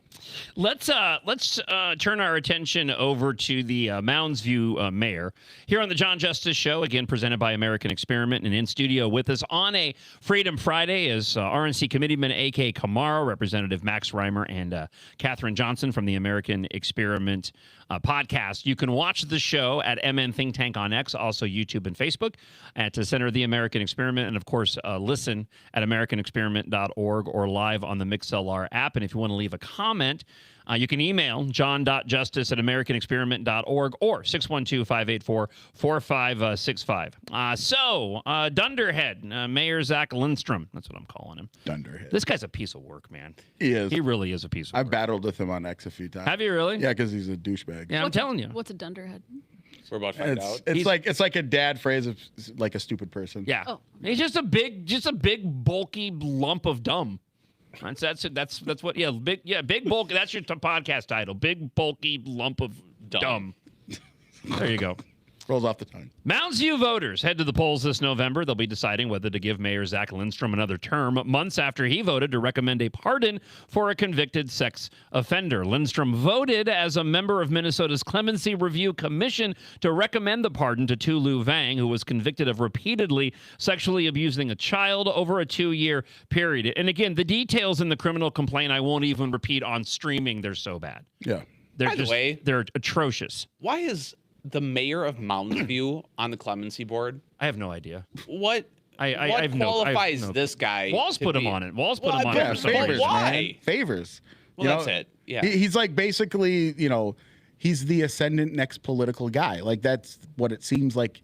Eventually he'll run for state house. That's a great point. This is his springboard to a higher office within the DFL eventually. Well, here's why he's on the board. He is an advocate for getting people off, because he has had things in his past, and I think he actually got a pardon at some point. He did? Just looking at his he did. No, yeah, he made some really, really horrible decisions in his past, and so now he likes to let other individuals off the hook who made horrible decisions in their past, because we should not be judged on our worst day, according to Dim Walls. So he is partial to giving people pardons and things like that. He's an advocate for this system. What you don't see on this board is anyone who's an advocate for the victim of the crime. So on this board, we have an actual advocate for criminals, and then no one who's advocating for the victim. I mean, that's really insane to me, and I think sad. And yeah, he has no further credentials other than, his background of having committed crimes himself. Well, this goes back to the moonbats. These idiots think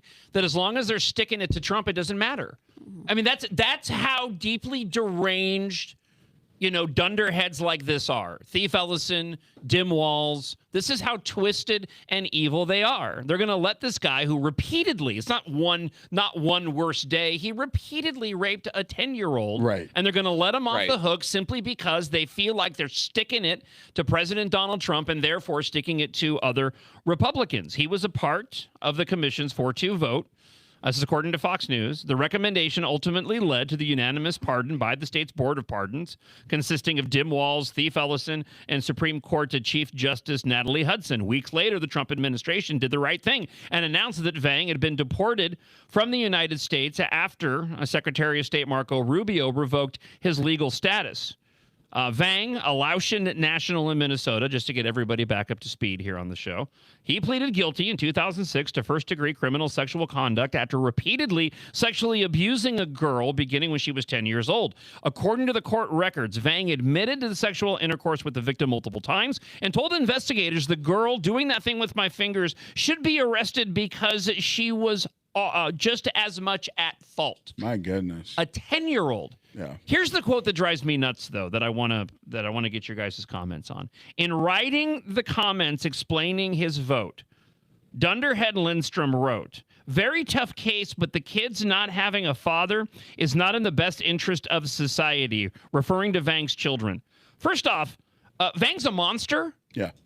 Do we know the relationship with those children? Right. And there's a better argument to be made that this is the best thing for those kids, getting this vile human being as far away from them as humanly possible. But apparently that point is lost through the thick skull of dunderheads like Mounds View Mayor Zach Lindstrom. That's insane because Vang made the decision to rape this child. The system did not victimize Vang in this process, did not take an innocent father away from his kids, okay? When Vang made that decision, that is his fault. If he never gets to see his children again, that is because of the vile decision that this man made. I can't believe it's just stranger than fiction that guys like this get to walk free in this state. It's pathetic. Well, and the truth is that all of the people on that board who voted for him to get that pardon mentioned his immigration status when they did it. So there was an ulterior motive here that wasn't just, what's for the good of his kids, what's for the good of the country. No, they had immigration in mind as well, and the fact that he would likely get deported if not given this. Let's go back to the blaster line, 612-584-4565, if you want to leave a blast here on the John Justice Show, presented by American Experiment. I think the greatest trick that the liberal Democrats have pulled off in my lifetime is somehow reversing the moral bastion when it's conservatives that really care about minorities, etc. They use that sympathy from the dumb people for power. It's devilish. Yeah. Have a good Friday. Truly. Yeah. Yep. It's basically an extension of that famous phrase, the greatest trick the devil ever pulled was convincing everybody that he didn't exist. He's right. The way the Democrats have gone and flipped morality when the comment's absolutely correct. It's Republicans and conservatives that truly care about individuals. And it also means compassion when it comes to accountability, because accountability is compassion, holding people responsible for their actions so they have the opportunity to learn from their mistakes is compassion. This individual never received that. And just a few more details before you guys comment. Lindstrom also cited what he described as support for clemency from both Vang's wife and the victim, writing that the applicant's wife supports a pardon and that the victim supports it, according to Fox News. However, as Alpha News previously reported, the victim's letter cannot be found in the publicly released version of Vang's pardon application. Yeah. The Walz administration provided the letter to the media outlets only after the pardon sparked widespread criticism. So this was not a part of the application, as Lindstrom wants to imply. Plus, additionally, the pardon application does not include a letter from Vang's wife supporting clemency. Instead, her support is referenced by others in letters submitted to the clemency board. So this excuse that they're trying to put forward is nothing but a bunch of garbage. The victim, when this originally happened, was unwilling to come out. This is why he got such a light sentence. She was unwilling to speak about it to the police at length because she was under pressure from her family and community. What makes them think that something has now changed and that the letter is not something that's being pressured upon her? I mean, who would ever say, you know, like, wow, it's in the hands of the victim to tell us, but it is our job to have justice in our society, and the victim shouldn't have to worry about that. Justice is going to be done for the crime that was committed against you. Especially when you're talking about a child at 10 years old, right? Mhm. Like Tulu Vang, I think, was between like 20 and 22 years old when this happened, right? And the truth is, our system is meant to protect victims even when they won't protect themselves. Now, I know that becomes difficult when you're talking about an adult and we're talking about like psychological abuse and things like that. You have to be able to give people their own agency. But when we're talking about a kid, that to me is evil. And back to the point that the blaster made, ultimately, the left has done this kind of crazy 180 on justice. And they employ this vision or version where they say, well, on the right, you guys want justice. And we might disagree with what that looks like. But after justice has been served, don't you believe that at that point you deserve to have another opportunity? And what they do is they play on our forgiving nature, because a lot of us are Christian or have a faith and we do believe in redemption. Right. But I think that their intent is not pure, to the point that you'll see on the left this suicidal empathy that is employed. There was just a video that went viral the other day of Nick Shirley talking to a woman in New York who had been sexually assaulted. And she said, I would rather that person doesn't spend the rest of their life in jail, and I don't have an answer of how to do that. But I don't even think they should even go to jail because our jail system is so messed up. And he was like, well, then how do you stop it from happening? Well, I don't really have an answer. Go back to Mayor Lynch, you know, mayor of whatever county is that the same type of logic can be employed, that you're looking at, well, they were convicted and they're going to have to wear that mark, but really, do we think it's fair that we would send this person to another country because of this? And to me, that type of suicidal empathy leads to the destruction of our society. Real quick to that clip that you were talking about, this is the audio. NYU student explains to Nick Shirley why she would let the rapist walk free. Let's just say somebody who has raped a woman. Totally. Would you like them to be out in the street? I think my answer is yes, even though that's a challenging answer to say. My God, no. So if you got raped, would you like your rapist to be out in the street? Oh, like, let me finish, because I have been raped, and they are out in the street, and I'm not sure like them going to jail is a solution to like whatever's going on inside their heart, or even my own heart that like contributed to that experience that I'm having. And I don't want more people to get raped, but I don't know for certain that going into a jail in the United States is going to shift anything inside of their like operating system so that they'll make a different choice again. Wow, well, thank you guys so much for your time. And is there one last message you'd like to give the people about potential the rise of communism or freeing the people inside the prisons? Just like free yourself from the own prison in your heart, and then maybe we can.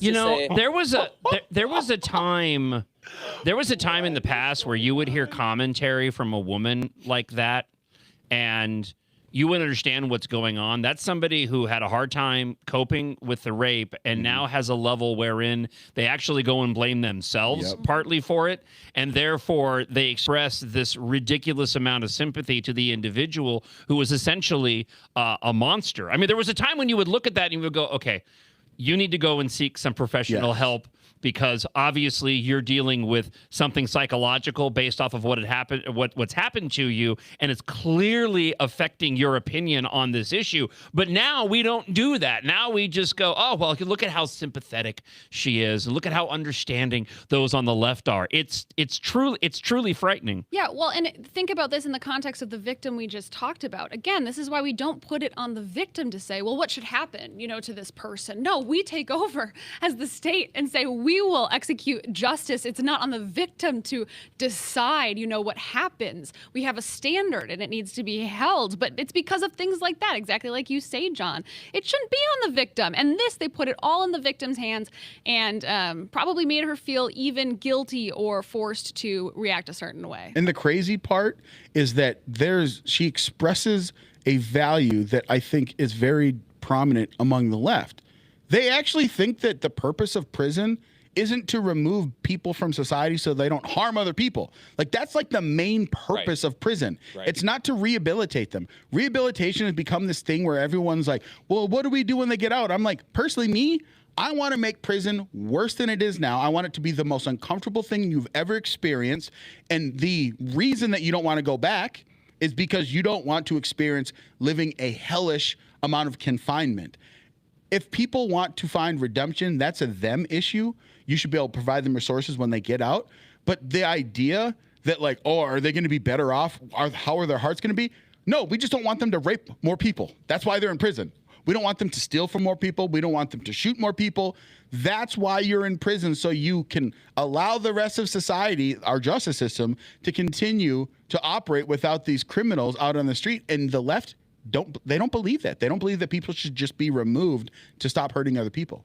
I have a message from a friend of the show. One of my favorite friends of the show, by the way.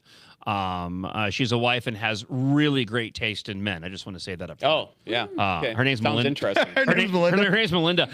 She texted me and she said, there's an entire generation that was raised with no consequences at school or at home, and also Dems don't care. She's absolutely right. I mean, this is an extension of that no consequences movement that has taken place among our younger generations that have been indoctrinated in our public school system, wherein they cannot comprehend going and holding somebody accountable for their actions because they've been taught for so long that, for example, individuals who come into the country illegally aren't actually doing anything wrong. Right. It's a fantastic point from an incredibly bright young lady.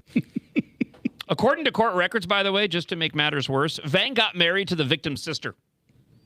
What is going on? Just to add insult to injury and all this. Deep traumatic events happening in this family and in that community. And oftentimes when we talk about immigration, we will explain that if you don't assimilate to American culture, that's a bad thing. And this is a prime example. If you remember, during Metro Surge, when you had ICE going after all of these convicted sex offenders that were in the Hmong community, there were pieces that were written. They're like, well, you don't understand culturally. If in your culture you allow children to be raped and married away to adults, your culture is awful. And if you want to practice that, go to countries where that's already the practice. Correct. In America, we don't do that. So that's not an excuse. But it has become this thing that you mentioned earlier, Catherine, that these people are so deranged and anti-Trump, anti-ICE, that they're willing to free literal convicted sex offenders because they are on the chopping block for getting deported. Mayor Zach Dunderhead Lindstrom also served on the state's Clemency Review Commission, has served on that commission since Walz appointed him in 2023. Himself, he's received a Minnesota state pardon and has spoken publicly about his criminal history. During legislative testimony, he described struggling with addiction, surviving a near-fatal fentanyl overdose, abusing drugs and alcohol, and spending time in and out of the justice system. He has credited his pardon with giving him a second chance, restoring his civil rights, and ultimately allowing him to pursue public service. Listen, that's great for you, dude, but it doesn't give you justification for pardoning this monster, because that's what this individual was, a monster. And that's the whole point of the board, by the way, the Clemency Review Commission that was created by the state legislature under the trifecta, the Democrat trifecta. Yeah. Go back a couple of years before that. Walz tried to do something similar to this. The Supreme Court said, no, you can't do that. Not constitutional. So they brought it over to the legislature when they finally had a Dem trifecta. They created this Clemency Review Commission specifically to wipe criminals' records free. That is the whole point of this. And it's why people like Zach Lindstrom were the ones who were appointed to this. Not advocates for victims, not people looking out for the safety of our communities, people who want to wipe clean the records of criminals. So it's working as intended. I hope the good people of Mounds View do not give this guy a pardon in November. This is does he have an opponent? Do we know what that election looks like? Hopefully they get this clown out of office. We have a comment from another friend of the show, Scott, along those same lines, Max Reimer, to 612-584-4565. Here's a blast from Scott. Lindstrom here. Here's a great idea. Why don't we dump the sexual deviants right smack in the middle of Minneapolis, right next to the bathhouses? And that way everybody can be happy. Everyone wins. I would encourage everybody, when you have a chance, head on over to, it's probably one of the few times I'll send you here. But MinnPost has the piece, and also at the Minneapolis Times. But I read that editorial from an individual who formerly worked in the sex trade. A fantastic editorial pushing back on the bathhouse issue. One of the most comprehensive takedowns of that. I shared it on the show earlier this week, which you can get caught up on in the podcast. As we close out the second hour of the show, one more point from the Alpha News article regarding the Mounds View Mayor, Zach Lindstrom. So Alpha News reached out to him for comment on the vote. Rather than commenting on the vote, Lindstrom first asked to review the unpublished article before responding. Of course. Alpha News declined, explaining that it does not provide stories for review prior to publication, and again invited him to explain his reasoning behind the vote. Lindstrom then asked whether Alpha News was contacting other members of the Clemency Review Commission, but did not address his vote.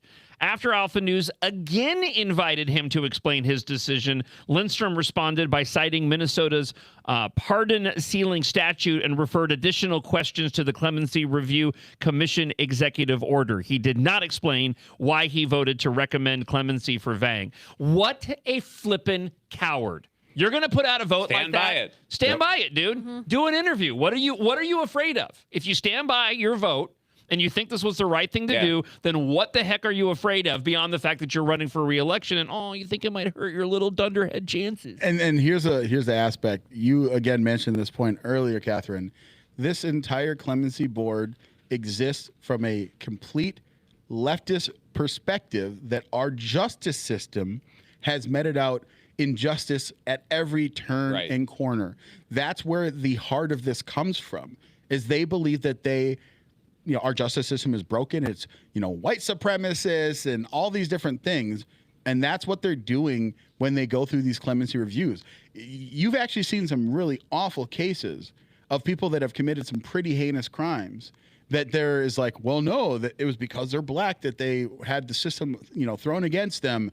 And it was unfair, whatever it might be. And you have victims that are like, well, no, not at all. Or you'll have the same pressures put on by community members to say, hey, it's been enough time.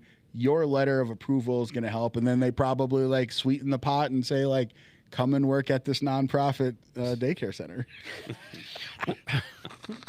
It is a Freedom Friday here on the John Justice Show, presented by American Experiment. We have some school-related items that we'll be getting into in the final hour of the show, including an article by Josiah Padley here at American Experiment about how 0 students can do math at a grade level at 11 different Minnesota schools. So we'll dive into some details on this. There's also concern in one school district outside of Minnesota. They have a new AI robot that they're using for education. But unfortunately, the same AI robot apparently is also used as a sex doll.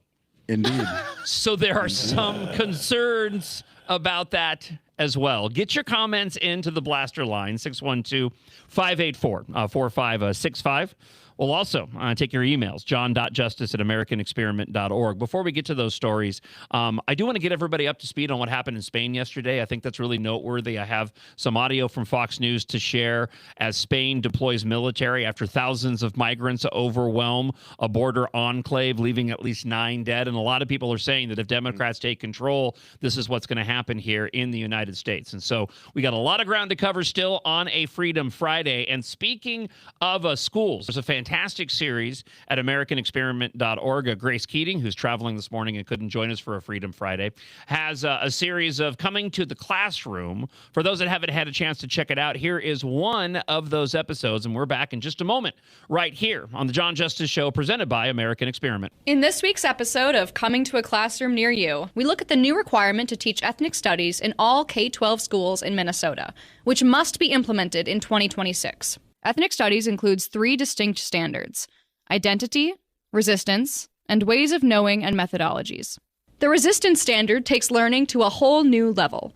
It requires students to describe how individuals and communities have fought for liberation against systemic exercises of power and organize with others to engage in such activities. The Ways of Knowing standard requires students to understand the roots of contemporary systems of oppression and apply lessons from the past that could eliminate contemporary injustices. High school students are instructed that resistance to our nation's social and political institutions is required, as they explain how the social construction of race was used to oppress people of color, evaluate policies affecting historically marginalized communities of color, and take action to affect policy. It's not ambiguous. The new ethnic studies standards don't just require learning. They require students to organize, to take action, and it's already playing out in classrooms near you. Teachers in schools across Minnesota are encouraging their students to organize using this resistance standard. For example, the principal at Eagle Ridge Middle School in Savage, Minnesota, sent a message to families saying he will not stop kids from leaving school to protest, and will have staff supervising the protest. But don't blame the principal. He's simply implementing the new ethnic studies standards. More concerning is that the activists now exhorting students to join protests are the very people who helped draft the ethnic studies standards in the first place. Far-left activist groups like Unidos MN are organizing Minneapolis high school students to protest. Unidos has also been promoting a 25-page guidebook calling on students to engage monthly in mass non-cooperation to halt the authoritarians' advance. Unidos is a prominent member of the Minnesota Ethnic Studies Coalition, and Jose Alvalar, the statewide director of youth programs for Unidos, formerly called Navigate Minnesota, served on the Minnesota Department of Education committee that wrote our social studies standards. The resistance is all happening according to plan, and it's officially coming to all Minnesota public schools this fall.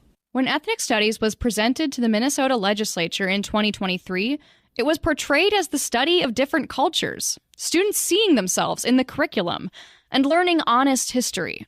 But like so many other familiar terms, Minnesota's ethnic studies has been hijacked to apply a liberated approach to understanding our world. Minnesota students deserve a robust education that includes learning hard historical truths and frank discussions on where our country has fallen short, not one that is confined to a narrow, politicized, and ideological worldview. Recently, California rejected a statewide ethnic studies mandate because it was too divisive. How will Minnesota respond? To learn more about Minnesota's ethnic studies standards, visit americanexperiment.org/ethnic studies.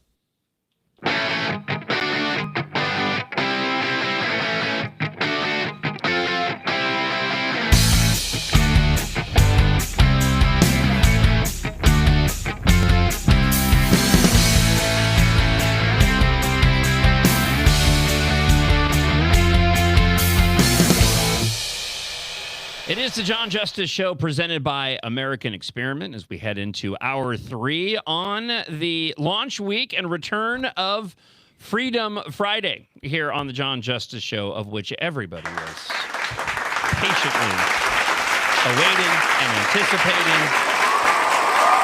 Of course. My name is John Justice, and joining us in studio from American Experiment, Center of the American Experiment and the American Experiment podcast, we have Katherine Johnson. Good morning.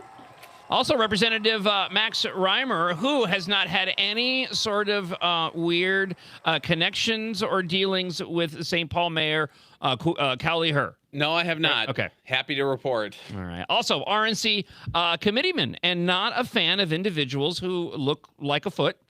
A.K. Kamara. I'm sure she has an awful personality too, which makes it even worse. But as I said to you, Max, you know, we're sitting on a couch. If you need to open up, man, this is safe space for us, yeah. right? This is the marriage counseling couch that AK and I are on. You guys do look pretty cute. Do we? I think we do too. Yeah, bro. I am disappointed. I really want Shogur between you guys, but he's making a little appearance on the screen for those that are watching on the at MN Think Tank feed or up on YouTube or Facebook. You can also stream the show at AmericanExperiment.org and through the Mixlr app. You heard Grace Keating. She's traveling today. Couldn't make it in for a Freedom Friday, but her coming to the classroom reports, which are available up on the American Experiment YouTube page, but also at the website. Let's go ahead and go here. And then we'll dive into to Spain and a host of other issues on a Freedom Friday. Josiah Padley at AmericanExperiment.org has this story today. 11 Minnesota schools did not have a single student who could do grade level mathematics in the 24-25 academic year, according to an American Experiment review of the Minnesota Department of Education data. The 11 schools that have 0 students who can demonstrate math proficiency include both traditional, public, magnet, and charter schools. Grade level mathematics proficiency is measured by the MCA, the Minnesota Comprehensive Assessment. The 0% proficiency review does not include area learning centers, learning, not leering. Not leering. Alternative schools, or special education across the state. Almost every single school is in the Twin Cities metro area. 8 of the 11 schools with 0 student math proficiency are charters. I guess I'm not going to lie. I'm a little bit surprised that even within the metro, the charter schools are included in this as well. Traditional public doesn't surprise me. Magnet doesn't surprise me, but the charter schools does surprise me. I'm less familiar with magnet schools, but charter schools, you have to keep in mind that oftentimes charter schools get lumped into private education. Charter schools are technically public schools.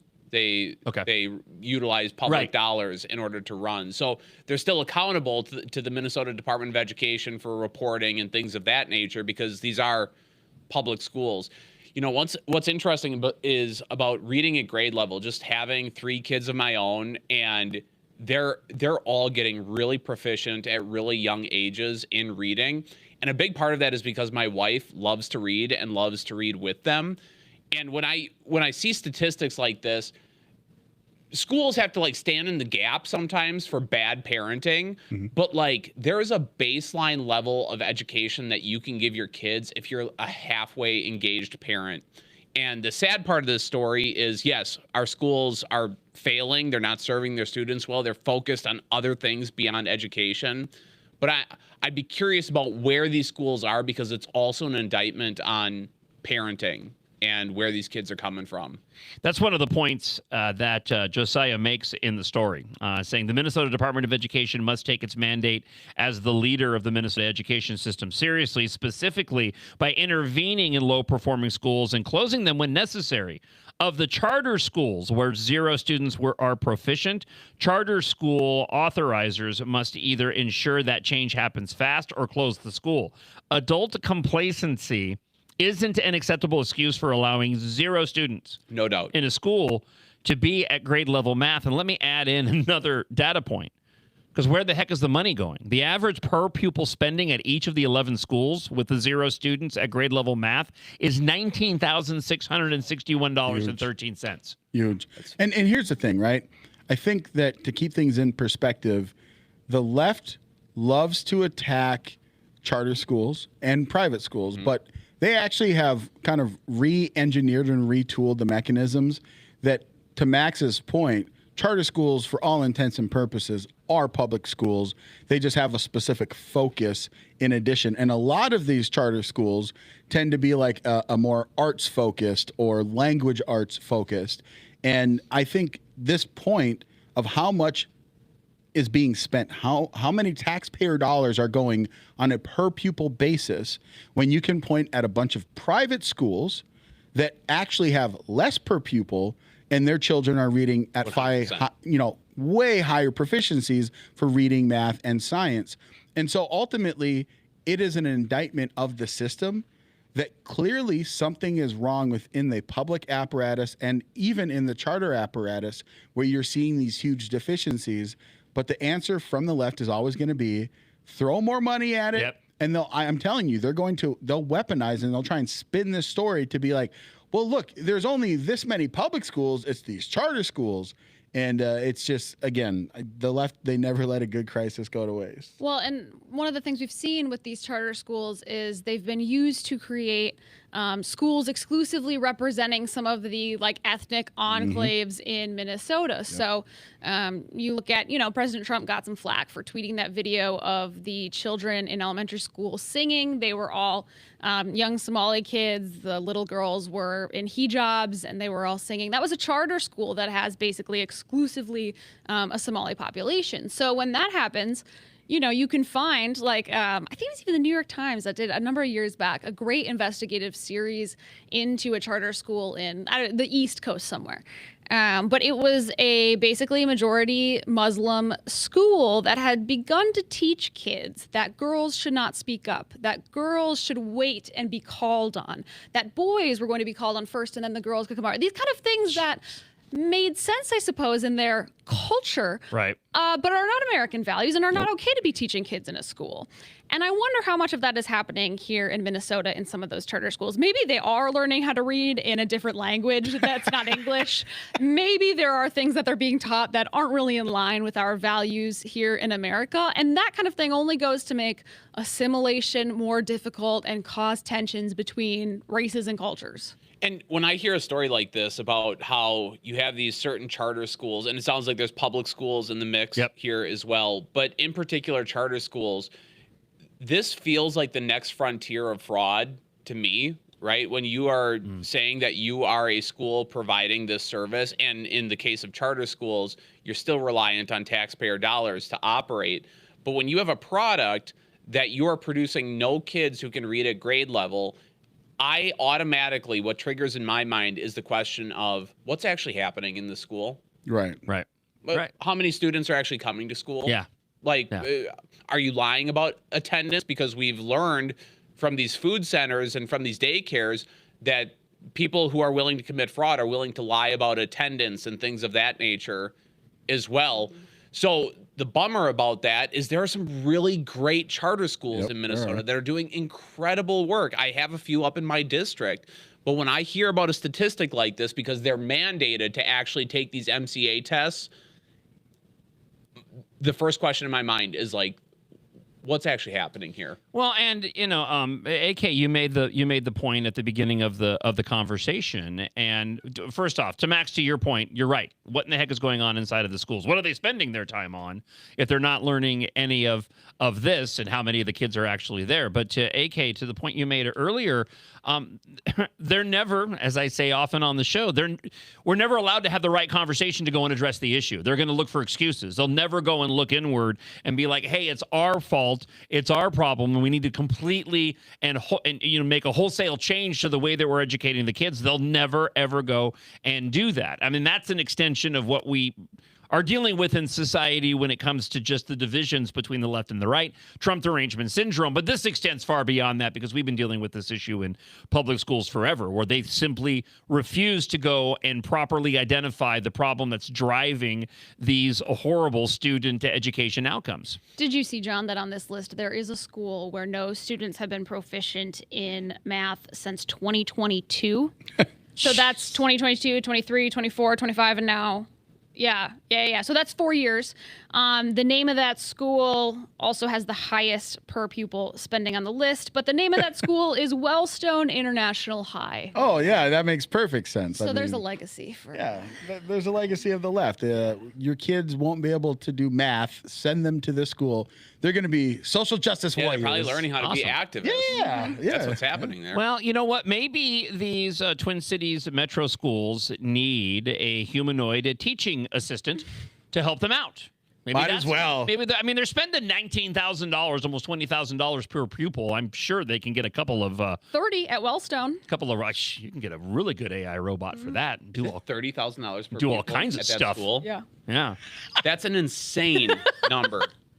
I bet Cooley Herr would want to borrow the robot. A New York school district has put the rollout of a humanoid teaching assistant, speaking of which, from the Daily Wire, on hold after parents and teachers raised concerns that its manufacturer is affiliated with a company behind doing that thing with my fingers, hyper-realistic sex bots. Okay. The Salamanca City Central School District purchased the Realbotics robot named Sally. Yep, Sally. I had a cat named Sally once. It's a black cat. It was a Nightmare Before Christmas, for those that are wondering the reference. That Realbotics robot named Sally, $57,590 to assist 11th and 12th grade coding, robotics, and artificial intelligence classes. The stationary humanoid robot. Oh, that's no fun. It's just gonna sit there. Just sits there at the desk. Move? Even at Chick-fil-A, they zoom around. Yeah.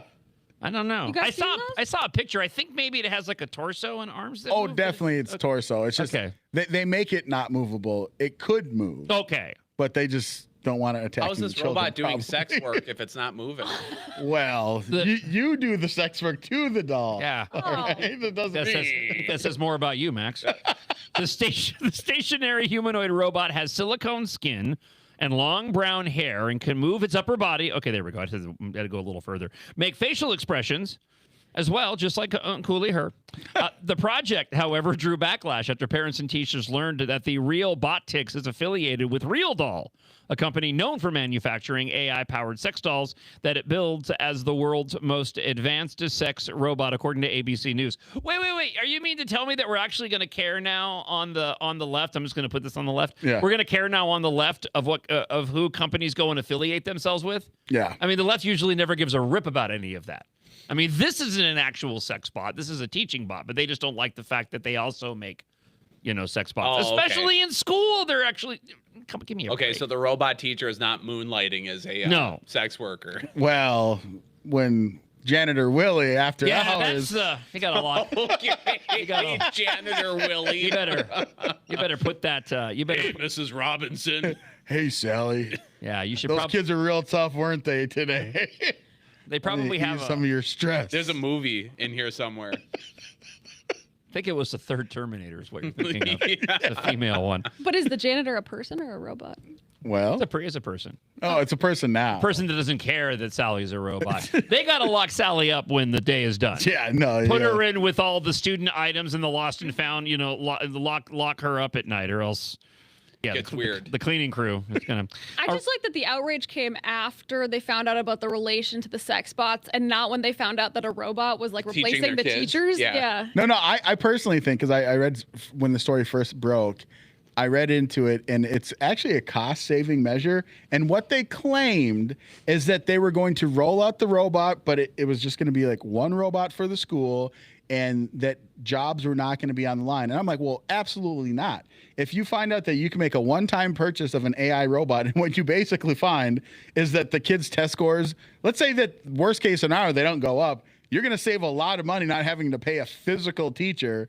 I mean, the kids are going to be able to abuse it all they want, and at least you won't have, like, kids wilding out. Like, you'll see those TikTok videos, like, going up to Sally and slapping her around or whatever. But ultimately, I think that the teachers' unions were trying to find any reason to push back, because this is what I think is going to happen. Like, teachers, and this is not all teachers, of course. I know plenty of amazing, great teachers that work in public schools as well. But I think that there's a lot of awful teachers, and basically a robot could replace your job. I think that says something about maybe the caliber of teachers we have in our school districts. So the New York State United Teachers president, Melinda Pearson, there it is, said a robot built by a company associated with sex dolls has no business in our classroom. Yep, of course. Parents, aka to what you were mentioning, also questioned how the students' personal information would be collected, stored, and used if they log into the robot. Careful with that language. Which was designed to provide... It's a good wienering. Yeah. What you doing over there? Just log it into the robot. Get into the robot. So just hard logging in. Designed to provide individual tutoring and support. So we need to capitalize on this story, because in the world that we live in right now, with the amount of sexualized material that is being made, I'm going to take it serious for a moment. Yeah. Despite all the wienering, with the amount of sexualized material that our underage, children in this country have been exposed to within our public education system, right? From the books to the LGBTQ plus material and the like. This runs completely counter to that. This is not a bot that's a sex bot.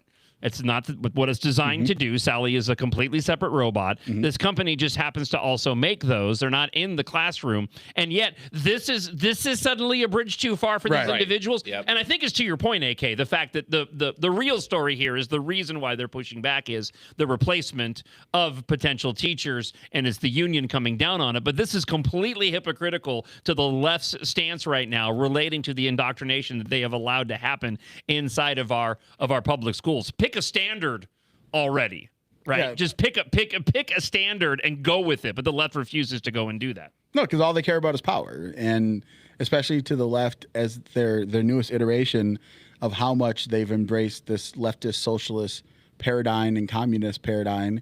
There is no truth but power to these people, and so they will flip on any issue, any topic, 100%. and then they'll try and galvanize or play on people's kind of general attitude towards a thing, and they just weaponize it. That's what the left has gotten really good at doing. So it's never ever about the issue. It's just about the revolution. Whatever can put their ideas in power, they will be on any side of any issue, and that's just what they do.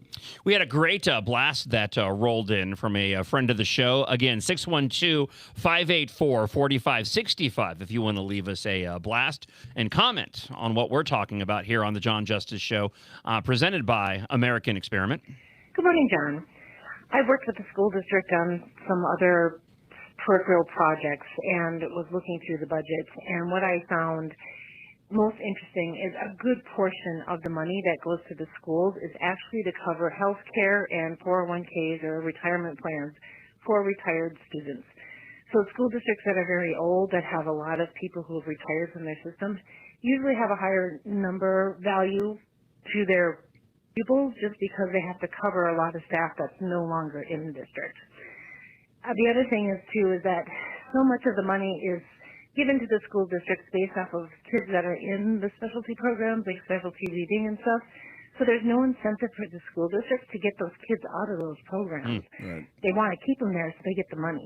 And my daughter was a victim of that, and I took her out and had, basically special tutors and stuff. But if I would have kept her in the school system, she would have never read at reading level, just because the school district gets money from the feds as special programs. Thanks a lot. Have a good day. Yeah, thank you so much for the insightful blast. I greatly appreciate it. And Teacher pensions, she's totally right on that. Touchy subject, but teacher pensions are a huge cost. What do we do? What do we do? How do we tackle an issue like that? They only keep growing them is the thing. I mean, Max, you probably know more about this, but in the legislature, there was all kinds of stuff going on in this last session to try and increase and tie it to inflation, I believe, even more so, to increase the amount these teachers are getting through their pensions. Yeah, that happened 2 years ago during there was kind of a big pension bill that had to do with public safety and a couple of other things too. But yeah, it's a tough thing because at the same time you want to retain and keep talented teachers who actually care. The problem with that, and I'm discovering this in a number of different facets of where I serve, is that I think it was FDR who talked about public servants not having union representation. Like, that actually flies in the face of what public servants are, and most teachers are public employees. So you run into this problem where you want to keep and retain talent. I don't want a robot teaching my child. Like, as a parent, right. I don't want that. I think that's disturbing, and I think that there's an element of human connection that needs to happen in the classroom in order for students to succeed and thrive. So you want to be competitive. You don't want to lose teachers to other states. You don't want to lose your teachers who actually care. But the reason we're even having conversation about robots is because, like this school, the Wellstone School, where none of these kids can actually read at grade level, it's like, what are we paying you for? Yeah. Mm-hmm. We have a blast that rolled into 612-584-4565. I think the parents would object to that robot being with our kids if all of a sudden it was somebody took AI and programmed Mayor Herz's voice into it, and with some of those strange noises that she. Oh, very good, very good. You know what's crazy though? When you actually look at the problem that exists within the pension funds, right, of all of these school districts, I 100% think that people that decide that they want to teach our children should be taken care of. However, two things can be true at the same time. Clearly, our system is propped up that rewards poor teachers. And I know that there's teachers that will say, it's not our fault if the parents don't do whatever. And I'm like, well, you have to find a way. Like, you're going into a profession, and if you're saying it's not my fault, that's the kids' parents, then you need to find a better way to work within the school district. But the problem is, and we mentioned this already, it's the unions. These unions don't actually care about teaching children. They care about political power. That's one of the biggest things that they care about. And secondly, they care about pushing their ideology. And so you'll see, and you've probably recognized a pattern going back to COVID, all of these unions are going on strike, and they're really putting the screws to the districts that they represent, all these teachers 100%. Unions, because they don't have any other choice. And so then they have to capitulate. And then, suddenly there's a huge budget shortfall, which was being projected. American Experiment did a bunch of pieces on it last year about all of these projected budget shortfalls. And then conveniently the ICE surge happened. And then so student enrollment dropped more because clearly we have a lot of illegal aliens in Minnesota, and their children were pulled from the districts because they were running away back to their home countries or being deported. So now they're going to blame the Trump administration for their budget woes, when the reality is we have to fix our mechanism that rewards poor teachers, rewards good teachers, and then you'll be able to actually solve the longer term budget issues that exist. But also there's a lot less people, and the replacement rate is lower. Yeah. So as much as it's awesome to have a pension or the idea of a pension, they're not financially feasible in the long run. So you have to find a better way of converting those to something else, because at the end of the day, you can't make money out of nothing. I fully understand that what I'm about to say is probably the You're most fascinating to talk to. Comment that I could make this morning regarding this, but we've gotten too clever. We've gotten too cute with our education system. We're actually doing too much. We need to really just pull it all back and just drive home just the basics. Just start from the ground up, reading, writing, and arithmetic, real true history, and just get rid of all the ancillary gobbledygook. If that means that you shortened the day to focus just on that because you don't have a lot of outside activities, do that until we have the quality of education and our tax dollars being spent appropriately. And then once you get it back to that baseline standard over the course of a couple of years, then start adding on all of the fun stuff later on. But that's what I feel like the education system needs, is just a top to bottom restructuring back to just straight up, let's just do the core basics to make sure that our children are ready when they leave here for just everyday life, because right now they simply are not. Yeah, and then they prioritize things like SEL and these like you say, cute little programs that are actually really insidious and creepy. I do not want any teacher teaching my son about his emotions. Like, let's leave that to the parents, maybe. Yeah. Like, Yeah. I don't need that input. What I do need is help teaching him during the day math and reading and things like that. So yeah, I completely agree, John. Just getting back to the basics would be huge, but I think the teachers unions push things like teaching kids about activism and their emotions and stuff that really benefits them and their power grab. To give you a sense, like AK had mentioned it before, but power being the point, right? One of the most depressing parts when I'm in session is when I've served on Education Finance Committee, and the most depressing parts are when you have Education Minnesota come in and testify against a specific bill or a specific initiative. The thing that sticks out in my mind was this last year when we had the Trump educational tax credit. Okay, you could basically check a box on your tax form, say I want to earmark, I think it was like $1,200 as a tax credit to a school of my choice, Educational Granting Institute, something like that, where that money could go to public school, private school, charter school, whatever school you wanted to give that money to. You could mark a form on your taxes, and that school would get that additional money to use. And you would get the deduction. Yeah, you would get the deduction, the school would get the money, and the school could use that for a number of different things. Well, Education Minnesota came in and testified against that bill, even though it included public schools, and their basic thing was, we are testifying against this because it'll decrease the enrollment in public schools, decrease teacher funding in public schools and basically take money away from our teachers in public schools. And when they did that, what just became so crystal clear, and every DFL representative fell in line, repeated the same anti-Trump talking points. What stuck out to me was like, wow, you really don't care about the kids. Nope. You really, really don't. The only thing you're prioritizing is public school enrollment, not for the sake of we need more kids in public school because they'll get the best education. The justification was we need more kids in public school so that our teachers can get paid in public school. Yeah, they should be happy that there's going to be more private money under this program going to schools, more money in general. But they're not, because some of it might go to private schools. Meanwhile, in other states that are run by Democrats, they did opt into this program, and their kids are going to benefit from Virginia it. But here did. in Minnesota, New York did. Michigan, Colorado. You had these other states that are blue states that were opting into this program.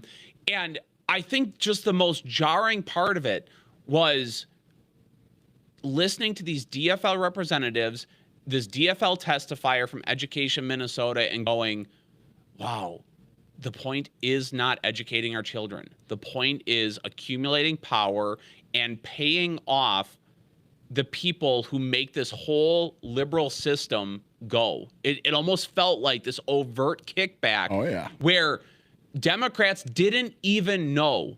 They did not even know why they were opposing it. They truly had no coherent or cogent argument against it. It was just basically, we're going to stick it to Trump and the union needs to get paid off. And they were being like that explicit about it in their testimony. Wrong Track, Minnesota. There are a series of points, irrefutable, available at AmericanExperiment.org that you can go and check out. I would encourage you to do so.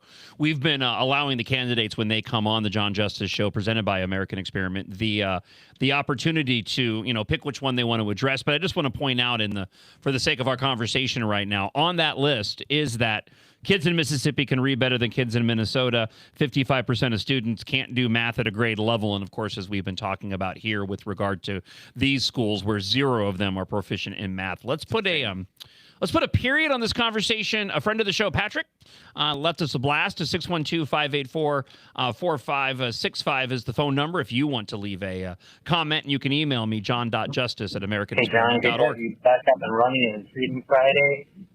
One of the largest things with kids not being able to read or do math at grade level is that schools are passing kids from grade to grade when they have no business moving on from grade. If you can't do math or read at grade level 2, you stay in grade level 2. You stay in the second grade until you can pass. Yeah, and that would force parents to do the job as a parent as well. Of course, you can't create social justice warriors, but that is a huge reason why we have these. Yeah, and we're going to be feeling the ramifications of this horrible education system that we currently have for years to come. Highest graduation rate this year, I think. Yeah. Right. That's another thing. Yeah. Tim Walz and the Democrats have the audacity to talk about how high our graduation rate is when all these other statistics exist. It's like, who are we putting through the system? How are we preparing the next generation? Yeah, they don't care. So you may not realize it. ICE is continuing their deportation efforts. The media has simply just gotten bored with covering it, apparently. Fantastic. And as a further example of how, these deportations take place, these arrests take place all across the country, they continue, and there's no controversy whatsoever. Again, just like you didn't need the evidence. You already know it's true. But everything that took place here regarding the ICE operations and Metro Surge was completely fabricated by the individuals who went out there and obstructed what was going on. But just to get you up to speed on this, the Department of Homeland Security announced this week another round of arrests, including child molesters, rapists, and drug dealers. I'm sure the mayor of Mounds View, Zach Get him Lindstrom, pardoned, baby. is really upset Grant about him this. clemency. Can we pardon those guys too? How many people can I pardon? I want the worst to pardon. Makes me feel better about me.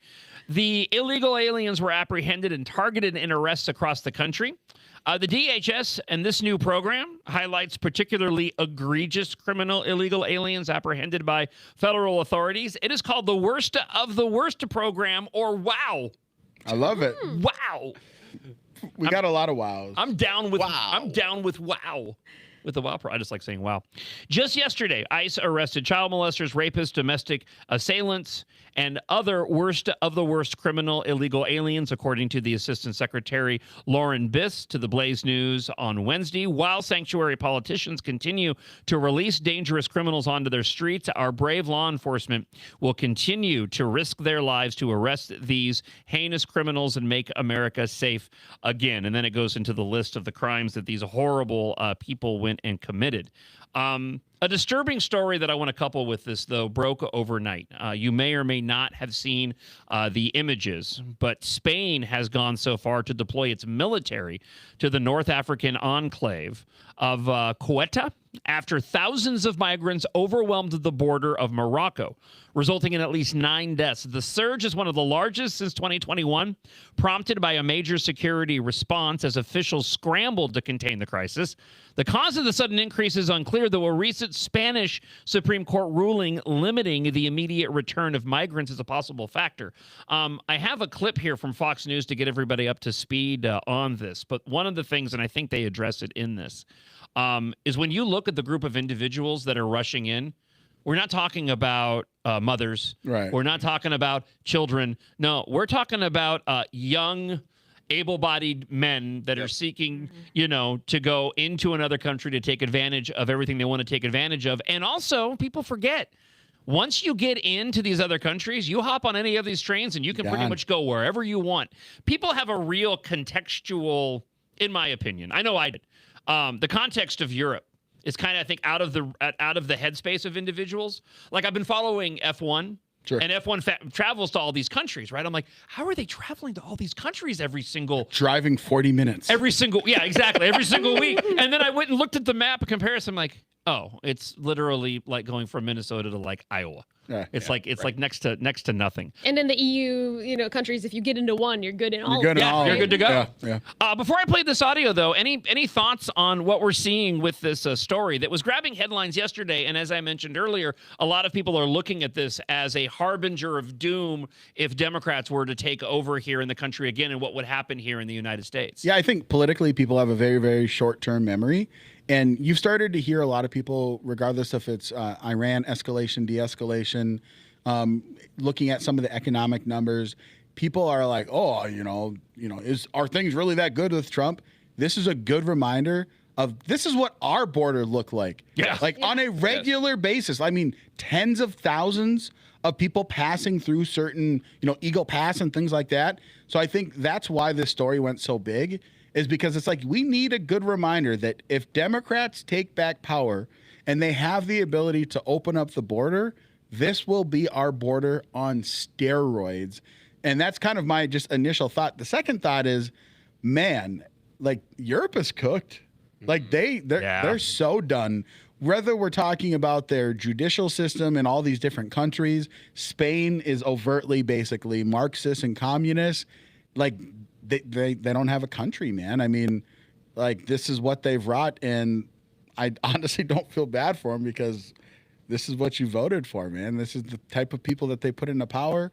These socialists and communists that don't believe in borders. So yeah, that you're going to have your country taken over by a bunch of immigrants and migrants. Go ahead. And go a little bit further down the line. Look at what happened in the UK. You had all of these men come into the country, particularly men without women and children, and you got rape gangs going after vulnerable young girls. So it's not like we don't know what can happen when we allow these policies and these things to take place. We know exactly what can and will happen because it happened in the UK, and to this day, people are not even taking it seriously. Real quick, Max, just you know who's probably a big fan of rape gangs is the Mounds View Mayor Zach Lindstrom. He loves them. He had the opportunity to pardon all the rape gangs that he possibly can.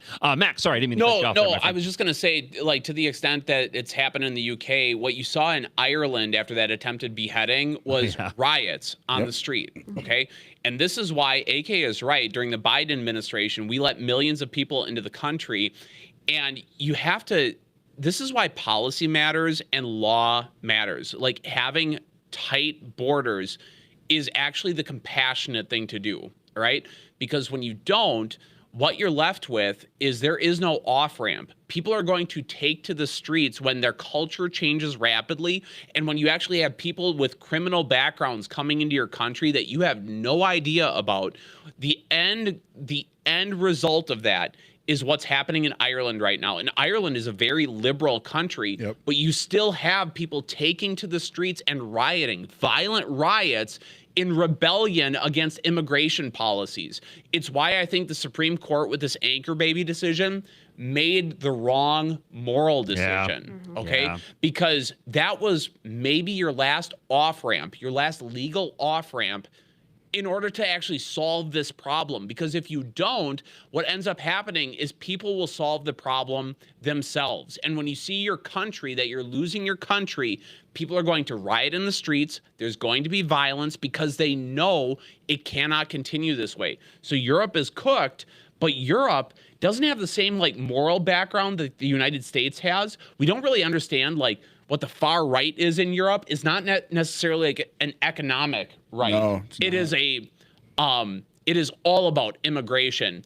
And you're starting to see elections be swayed by it. But like I said, in Ireland, you're starting to see violent riots against immigration policy.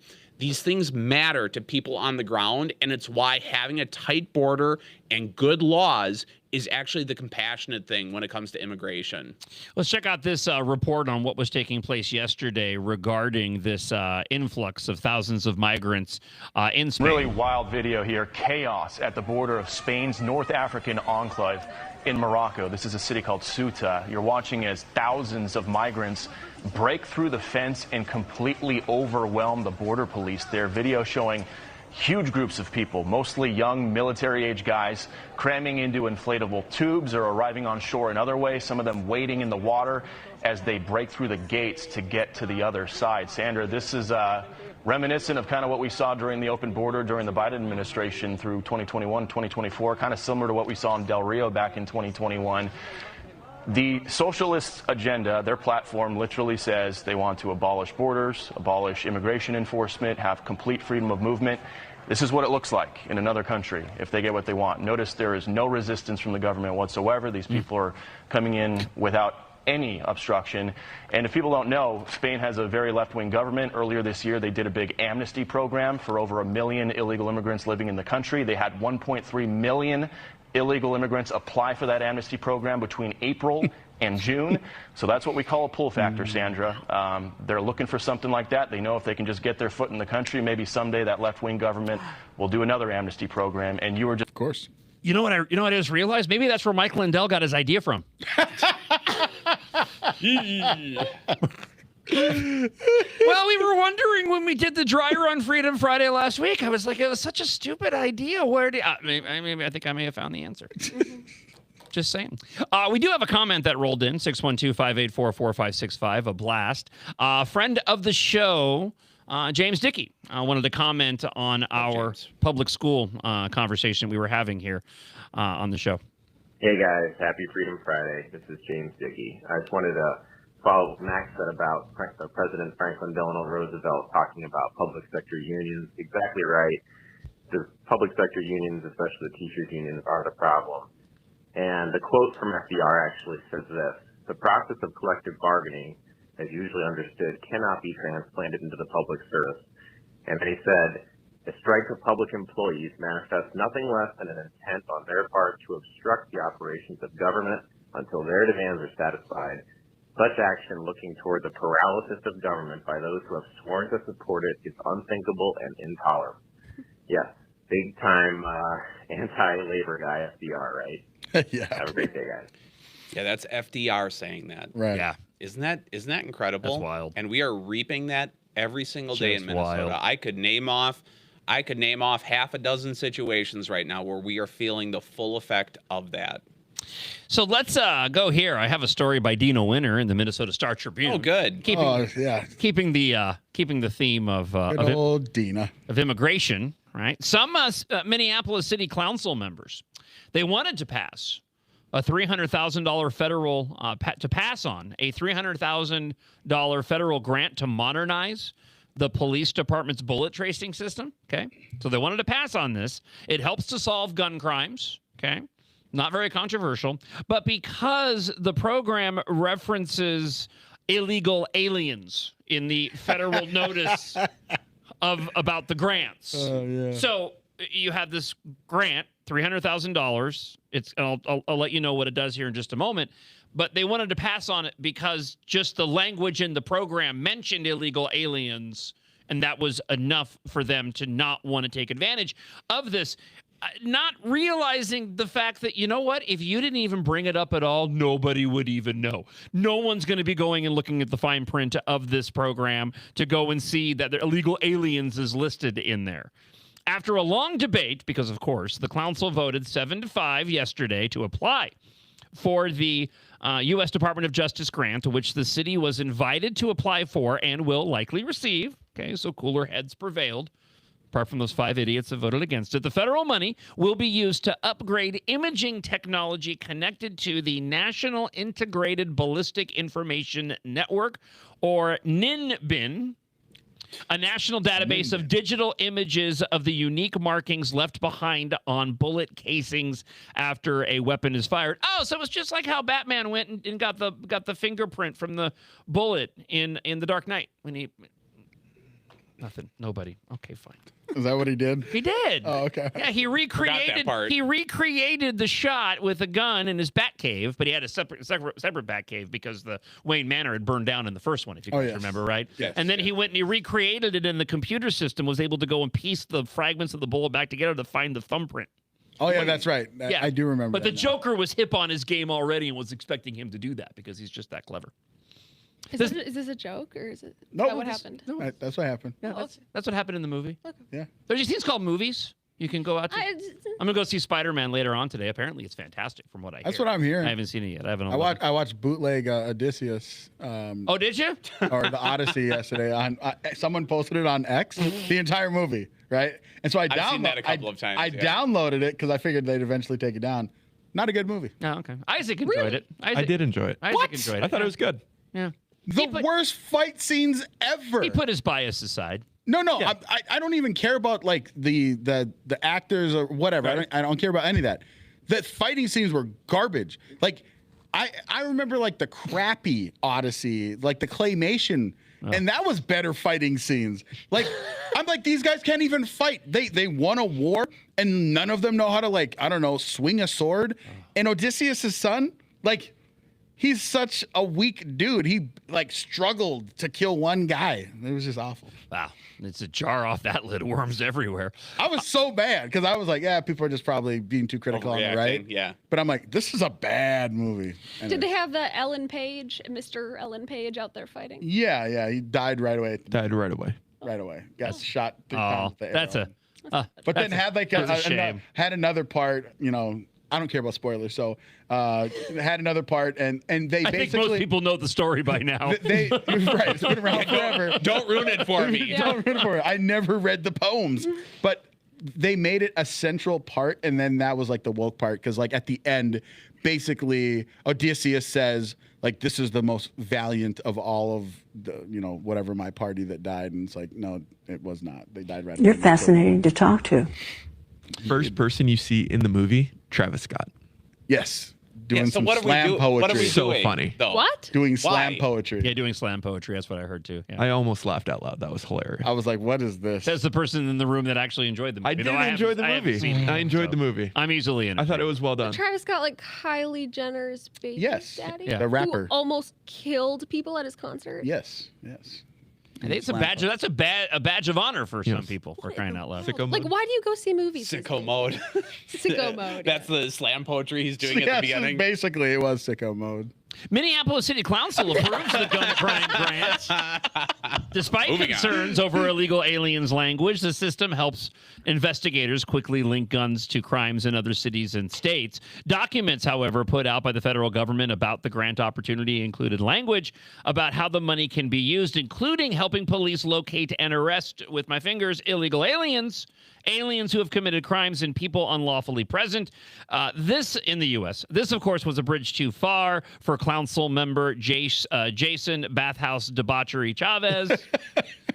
the son of immigrants from Mexico who was born in South Minneapolis and saw 2 of his uncles deported during Operation Metro Surge, he spoke out against the grant because of the harmful language. Mm-hmm. He said he doesn't accept the premise that undocumented immigrants are a threat to public safety who must be located and apprehended, nor the idea that undocumented immigrants are aliens or illegal. Those are just factual terms. Lawful factual statement. Aren't they called aliens like all throughout the law? Like real law? Yeah, of course they are. All absolutely. alien language. He says the language is disrespectful, it's dehumanizing, and it is not in alignment with our values here in Minneapolis. I find it disrespectful and dehumanizing that he has this opinion, and also to the victims of those who have been harmed because of illegal alien crime. Indeed. Just out of argument. So we're just gonna chuck a good idea out the window because of semantics. That sounds par for the course for Minneapolis. It speaks to how bad things are because they actually did end up. I think if things were better in terms of the crime in Minneapolis, they all would have been on board with not accepting this grant because it included illegal aliens. But because things are so bad, they're like, we got to do something. We just look. We need money. Council President Elliot Payne said at a committee hearing earlier this week that even though the upgrades are needed, he won't support the grant application, calling the illegal alien language extraordinarily troubling. Council members Aisha Chugtai and Arun Chowdhury echoed the concerns.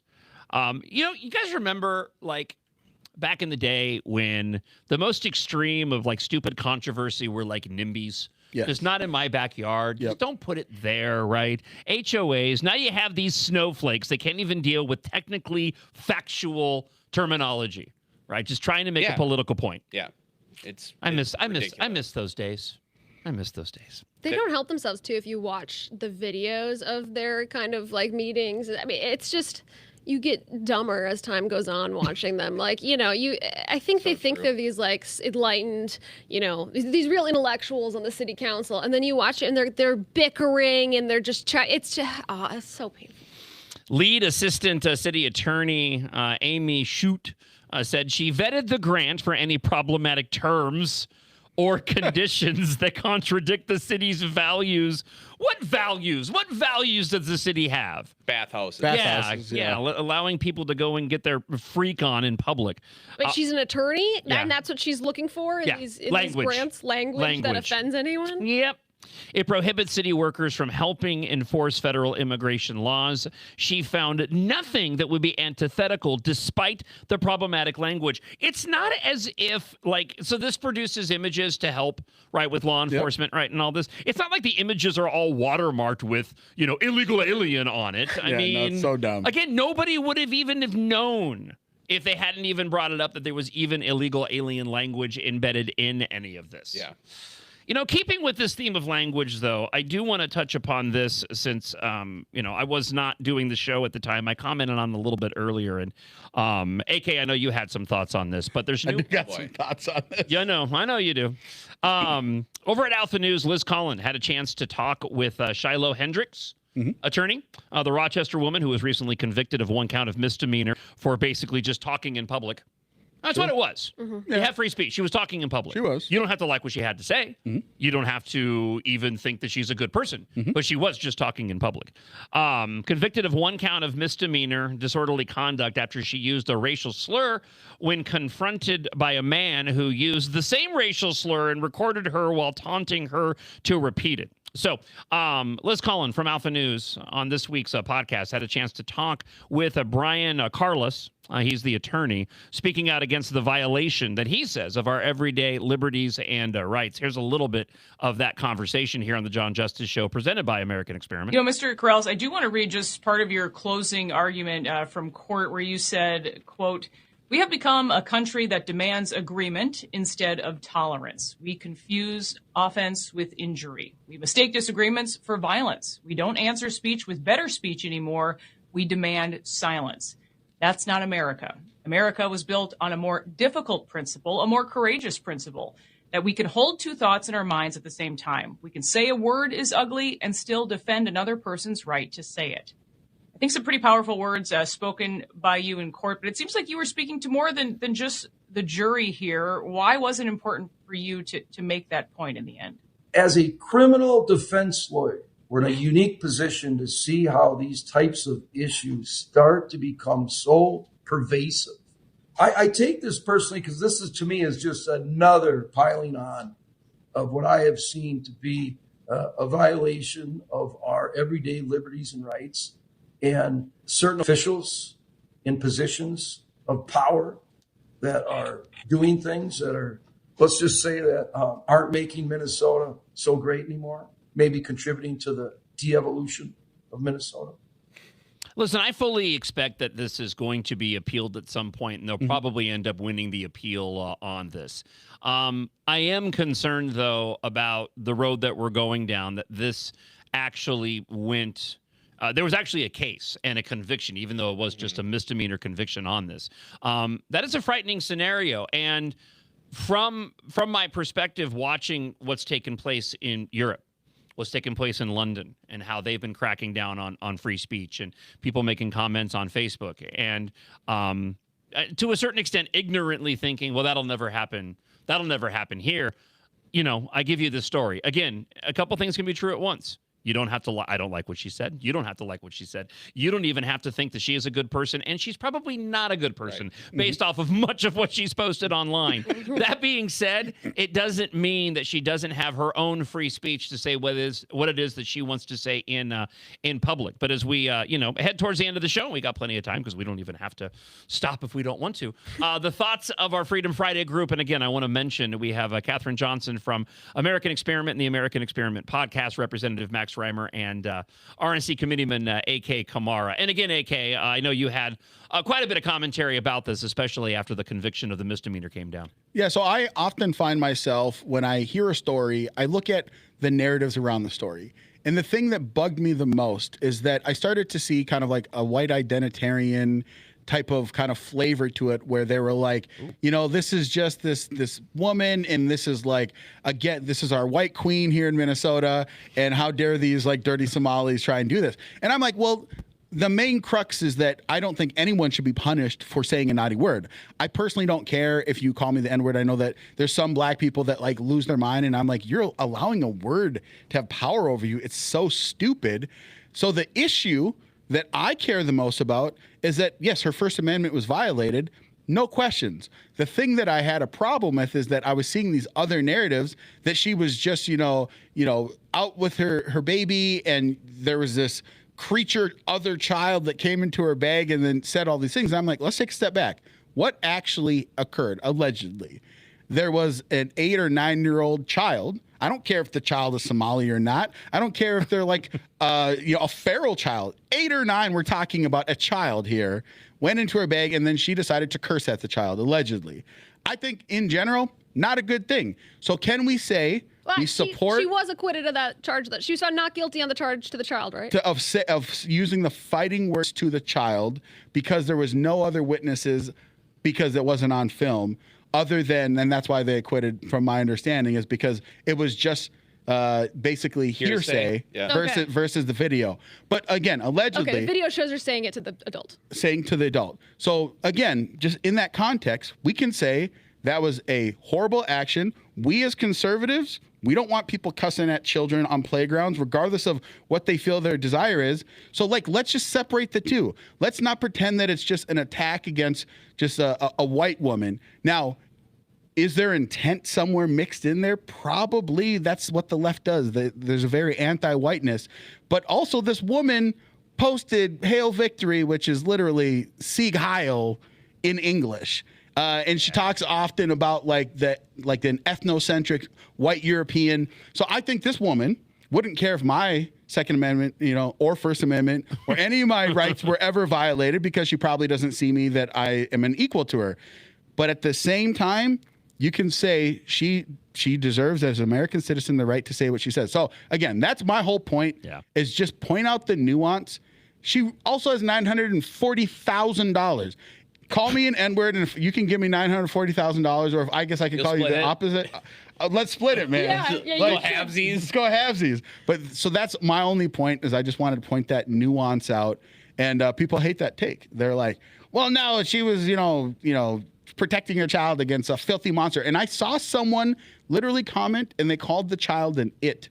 I'm like, listen, man, you can feel whatever you feel about Somali culture. That's still a child, man. 8 or 9. Well, that was a big kid. I'm like, 8 or 9. Yeah. Okay. That's a child with a chance. Yeah, that's child with a that's chance. a child that has a chance. Even if they have terrible parents, and the fact that the Somali camera guy is also a convicted sex offender. Yeah. Like, I want that guy. It's like there are no heroes No, in this there's story. no heroes, man. But no. But you're right, AK. The thing that I think is more of a problem in our society today is the attack on our First Amendment speech 100%. rather than some of the racism and stuff we've seen come out as a response of this video. Because at the highest levels, we have people pushing that attack on our First Amendment right. Like the Biden administration going after people for making jokes on the internet like, Hillary supporters, you voted day early or whatever. He literally has gone after people for things that they put on the internet. Of course, we're seeing it in Europe. That guy with the meme got locked up in the UK. So I think to me, that's the bigger threat. And that's why that part of the story is a little scary to me. But that's not to discount that there's certainly awful stuff on the internet and this woman seems not good. All of that exists. But I do think the bigger threat is the attack on our First Amendment, right? And that's why you should care about this case. And the fact that, I do think the law that she was found guilty under could be invalidated at the Supreme Court in Minnesota. So we'll see. The fighting words? Yeah. Which is so, fighting words. Them's fighting words. If you look at me and you say, hey, AK, you're looking husky, I could be like, them's fighting words. And that's you just called me husky. That's it, yeah. It's like you offended very subjective. me. It's very, very subjective. All right, let's get one more blast in before we wrap up today's Freedom Friday show. I think I know why they made this comment here. I appreciate the comments, but let's go ahead and hear from 612-584-4565. That is the Blaster line. Good morning, John. Brian from North Branch. I just want to say I'm glad that you're back on the air, and I appreciate your perseverance through all the trials and tribulations you had to go through getting to this point. It's been a pretty goddamn good week. Excuse my language. Love it. Just glad you're back, and we have a sane voice in the media now. Great show so far. We only got a few minutes left, so I don't think I can screw it up too much. Man, we've had a blast from Lindstrom and a blast from North Branch today. Shouts out to Chisago County, man. Yeah. That's awesome. The blaster line, it gives me transcripts because I was able to go and duplicate what we were doing before over at Me Muscle. But it dotted out the curse word he did, so I thought he was going to go much more extreme. Oh, sure, right? Because I still cringe now because we can go ahead and I don't have to edit the clips when anymore. you said that, I'm looking around going, "Where's the dump button?" Yeah, I know. Where is it? I've had a few moments like that. Isaac will attest. We've let some of those slip through, but we can do that now with this brand new format. But with this format, this does wrap up the return of Freedom Friday and the official end of launch week here for the John Justice Show at American Experiment. What a week. And again, thank you to everybody who has gone and worked so hard to make this happen. I mentioned it before, and I'll mention it again. We had a relatively short period of time, and as Isaac will attest, we were scrambling right up until the last minute to get everything working the way that we wanted it to. And I'm incredibly pleased to say that we have and actually finally got the sign up as well. So before I give all my official sign-offs, I want to give the opportunity of our Freedom Friday guests to let us know what they have going on, if they have anything going on. RNC Committeeman AK Kamara, always great to see you. Thank you so much for joining us. And anything you want to mention before we head into our weekend? Yeah, you guys can follow me on X, Facebook, and Instagram at Real AK Kamara, over on TikTok at AK Kamara. I'm actually going to be down in Jackson, Minnesota, judging a rib contest. So I'm doing that in conjunction with the Jackson County Republican Party.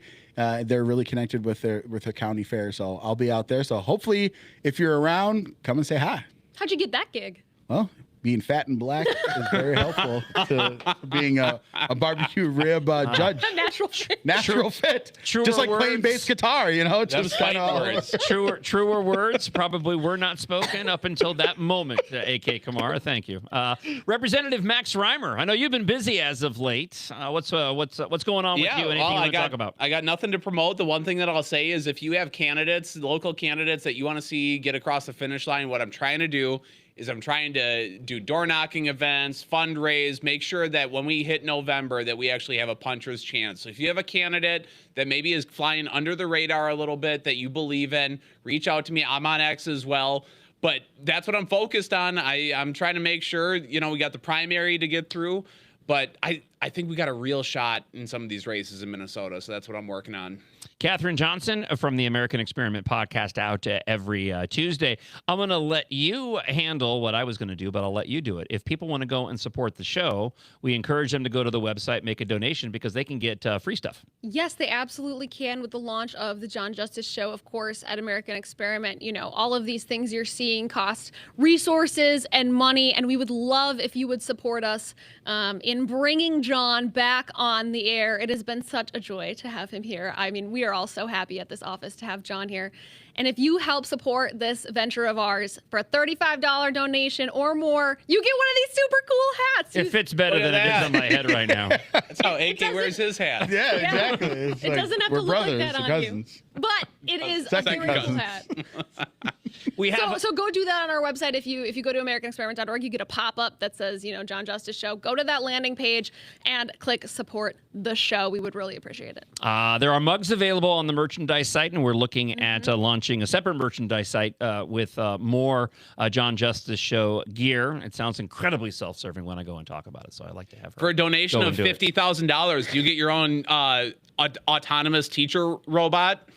We could work for $50,000. I will come and I'll give you a judge. massage. I'll judge your barbecue ribs. Give you the Cowley Her special. Yeah, good wienering. Man, good wienering. Get it. I think we all got a good wienering today.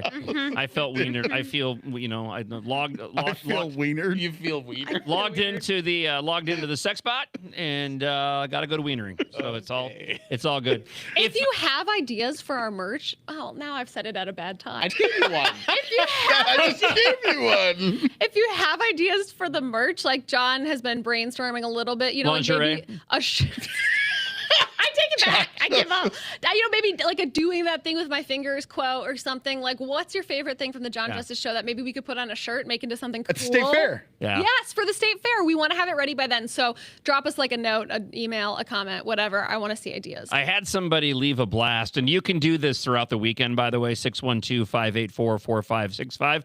They wanted a great show so far. Mm-hmm. That's good. Those are both good. John Justice shirts. So, well, in terms of bites that we can use for a shirt, we've logged one today. A good wienering. A good wienering. That's right. Listen to the John Justice Show. Yeah, listen to the John Justice Show for a good wienering. That's right. Now I just want a hot dog. All right. If you missed any portion of the show, you can check out the podcast. They're available wherever you go and listen to podcasts. Just search for John Justice there. They're also available up on the MixLR app where you can listen to the show every single morning as well. It's free. Just like the other app, we're on a different app now. Go to your app store, download MixLR, MixLR. You can get it for free. The podcasts are available within a matter of a few hours after the show is over there as well. And if you want to watch the show, you can go to the YouTube and Facebook pages for American Experiment and my personal ones as well. Have yourself a fantastic weekend. God bless to all of you. We'll talk to you guys at 6 a.m. on Monday morning, and we'll send you into the weekend with the full official version of Zima Fizz. Have yourself a great weekend, everybody. Bye.